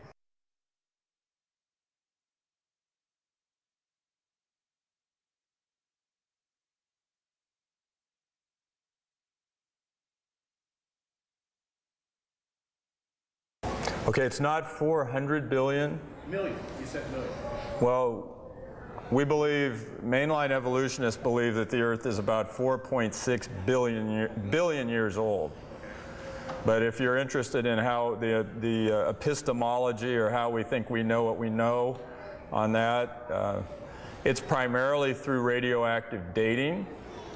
And how long am I supposed to take on each reply? Just quick, but okay.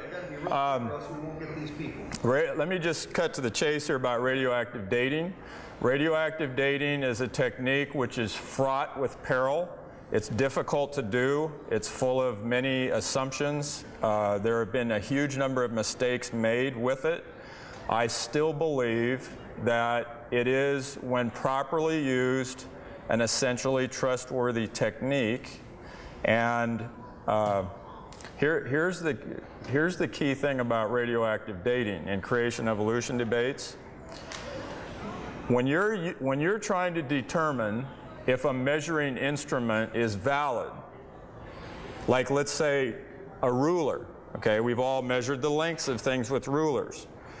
Okay, now has anybody here, like me, I'm embarrassed to admit this, once I measured something with a ruler, and here I have a PhD in science, and I was measuring something with a ruler, and to my horror, I discovered that I was mismeasuring it. I didn't have it on the 0 mark, and I actually made a mistake, okay? Here's someone with a PhD misuses a ruler. And I'm sure that many people here, children, drunkards, many people throughout history have failed to use a ruler properly. So the key point here about radioactive dating is that if you're trying to determine whether a measuring instrument is valid or not, you cannot just look at the mistakes that have been made. This is what creationists always do. They point out dozens of mistakes that have been made with ludicrous results. But what you need to do is you need to show cases where the instrument was used properly. And I have right there an awesome example of radioactive dating being used properly that I think in a single stroke can verify the efficacy of it. Okay, you're talking about what would be called prebiotic evolution. How did the first cells get here? Prebiotic evolution is by far the most poorly understood thing in all of evolutionary theory.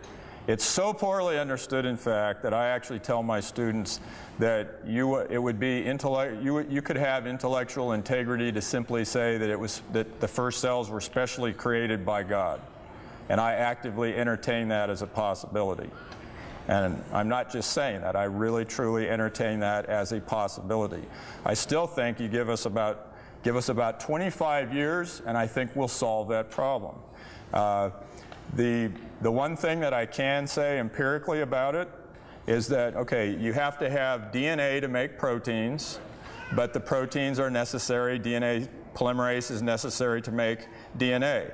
So you need something that can both carry genetic information and act as an enzyme. And we have discovered such a thing. It's RNA, ribonucleic acid. RNA has been shown over and over in about 4 or 5 major cases to be able to function as an enzyme. For example, in the ribosome, the huge assembly that synthesizes proteins, it's been proven that the active site in that assembly, the part where amino acids are actually being placed into proteins, the active site is RNA. The closest protein is 18 angstroms away, which is light years away in biochemistry. So it by no means comes close to solving the entire problem, but RNA is a huge step toward solving this chicken and egg problem, because RNA can do both. Yeah, I would say they're very far from a solution in spite of enormous federal tax dollars spent to try to solve this problem, because it's unsolvable. The fact of the matter is they're just so complex. I think you could point out that most of the books in the library around here are based on the same 26 letters of the alphabet. So if I go through a book by Shakespeare and a book by somebody else and find out, Shakespeare uses the letter E, 18% of the time, and some other author uses the letter E 18% of the time. Does that prove a similarity? Well, yeah, that proves that's how often you use the letter E. Does that prove the books are related? No. I think all of the research being done on proteins of different creatures showing the similarities is evidence for common designer. And I resent that the textbooks in your town and most towns only present the kids with one view. They show the kids the evidence, the similarities of DNA, and say, see, this is proof of a common ancestor. No. That's too complex. It doesn't change. It's proof of a common designer, that's all. The RNA, DNA, chicken and egg problem is a very serious problem. And even if they could imagine a scenario how it could happen, again, you're back to imagination, not science. One student said to me, he said, what are you going to say if scientists make life in the laboratory? I said, well, I guess that's going to prove it takes intelligence to make life, isn't it? That's what it's going to prove. The purpose of tonight's debate was to discuss, is there evidence for evolution? I'm not asking the taxpayers to pay for my theory to be taught in the schools. If I was, the burden of proof would be on me. Since he's asking the taxpayers to pay for his religion to be taught, then the burden of proof's on him. Where's the evidence? I don't think we saw any tonight. So you have nothing to be upset about, except that I think we did, the purpose of the debate was fulfilled. We're supposed to see, is there evidence for evolution? That was the purpose of the debate. We could debate the evidence for creation, I think, but that's like saying, we need to light a candle to see the sun.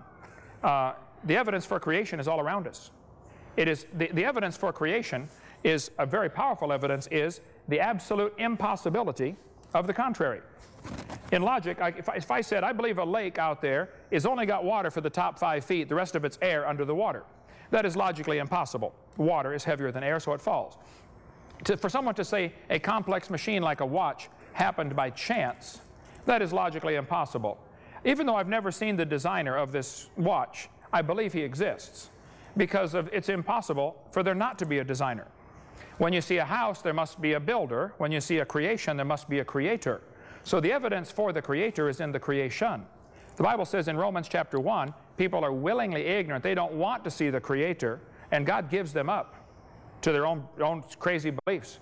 It'd be tragic if God has given up on you. I hope he hasn't yet. I suggest you read Romans chapter 1 carefully, okay? I would just like to try to make what I think is a hugely important point about evidence. I see tons of evidence for creationism. I see 1,000 cases right here in front of me. Birds, atoms, the strong nuclear force. It's all evidence for creation. but I can also explain the origins of things through a theory that I've attempted to explain tonight. So the point here that I think people tend to forget is that a given empirical fact, such as the existence of a marvelously constructed human, can be evidence for two completely opposed things at the same time. I think the effort should be put into getting lies out of the textbooks. Any textbook that teaches that the embryo has gill slits, the page ought to be torn out. Okay, it's not true. If they teach the whale has a vestigial pelvis, that page ought to be torn out. It's not true. If they teach about the so-called cavemen, whether it be Lucy or, you name it, watch my video number 3 or number 2. I cover all those. Or there's a book called Bones of Contention dealing with the Neanderthals, or Buried Alive about the Neanderthals. Bones of Contention covers all the cavemen. I just simply think textbooks should be accurate. Take the lies out. Don't tell them the embryo has gills. It's not true. They have folds of skin. I got folds of skin in my elbow and behind my knee too. So I can't breathe through them, okay? So I think what's happening is we have about 50 basic lies that are continually put into the textbooks because that's all they have for evidence. It's true there are lobe-finned fish. It's not true that we know they evolved to something else. It's not true. You can believe that if you want, but you just left science and went into fantasy land, which is fine for fantasy textbooks, but it's not fine for science books. So I think what you should do is continually go after, we need to get people with intelligence on the textbook selection committees to select books that don't have these lies. We need to get people writing textbooks that don't have these lies. We need to get people demanding, we need to get some lawyers that love God to sue the schools for allowing lies into the textbooks. California law is very clear. You have to have accurate, up-to-date textbooks. You don't have them in California. Fix it. That would take an hour to answer that question. Yes, there was, but I go with great detail on video number 6 of my series. You can watch it right on my website for free. There are two theories about the Ice Age among Christians. There certainly was an Ice Age. My theory that I propose on video 6 is believed by many millions of people, it's not original with me, is that the Ice Age actually caused the flood. The Earth got hit by an ice meteor, or we went through the tail of a comet. Anyway, a bunch of ice from space got dumped on the poles, which is the only way to explain the rapid freezing of so many animals. It froze so quickly, had to require something colder than naturally occurs on Earth, something around 300 below zero. It doesn't ever get that cold on Earth, and yet we find mammoths frozen with food still in their stomach, still preserved.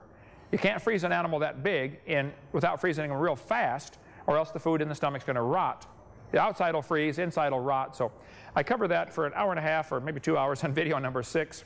You can watch on the website or get on the table out there. Okay? Okay, if you want one that's a macroevolutionary related mutation that might have actually done some good, let me show you that. Here's the biggie.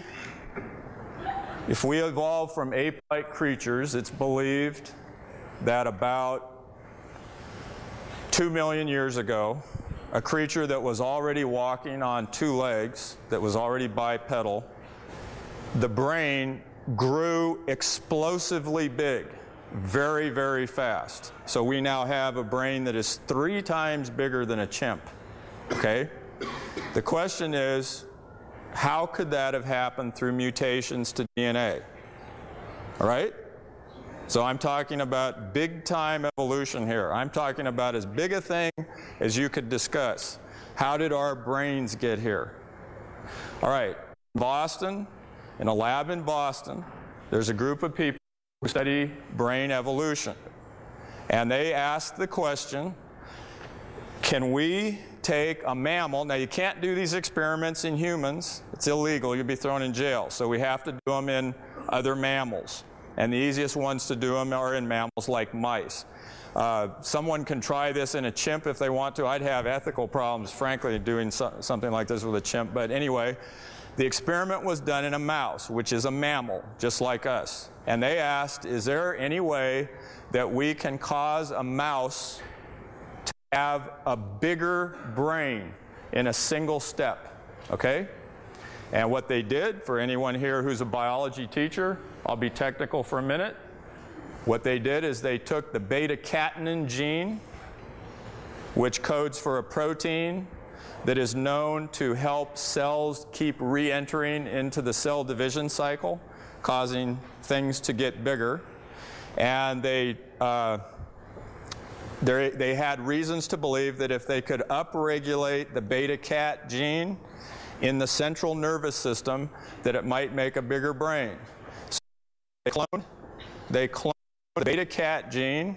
They inactivated the amino terminus of it so that it would not be degraded, it would stick around longer in the cells.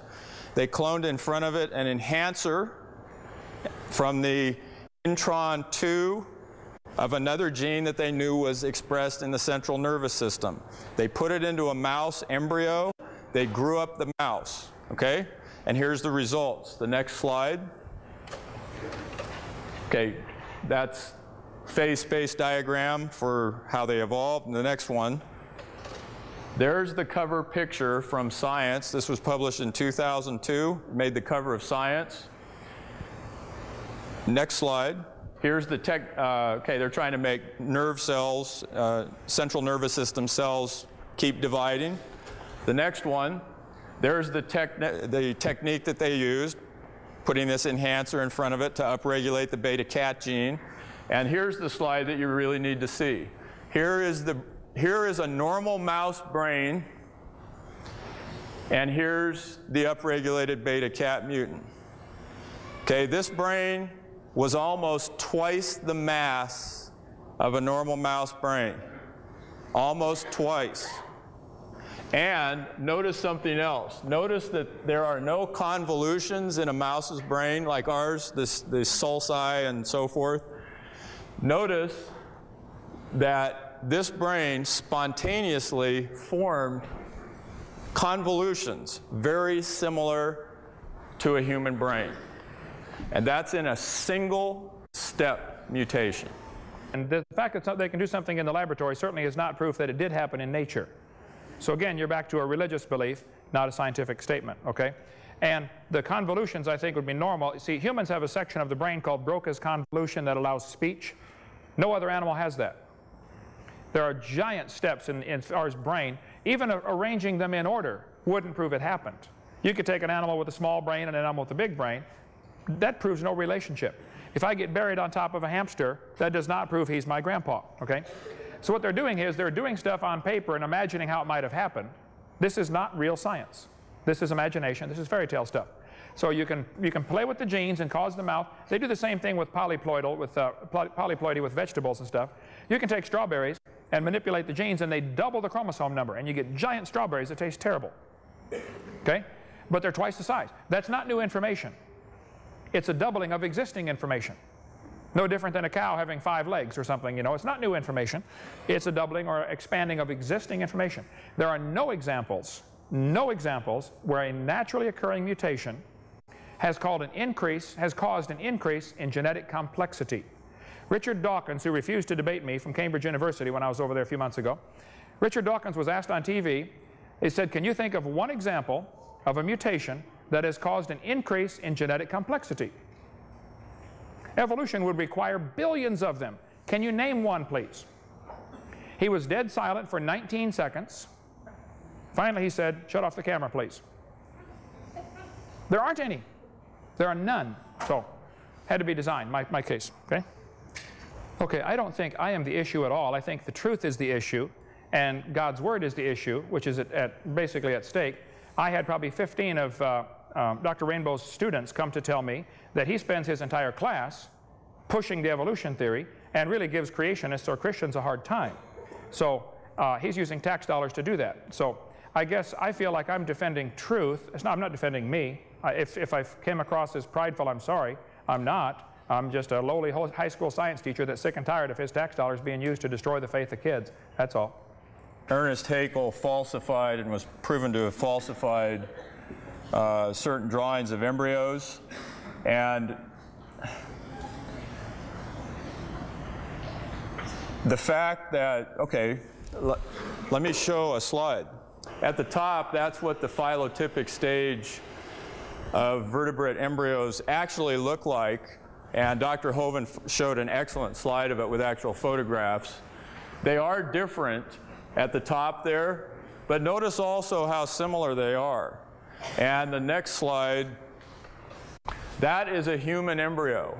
And here you see the long, here's the hind leg developing what us evolutionists would call a very long fish-like tail, just like the fish embryo has.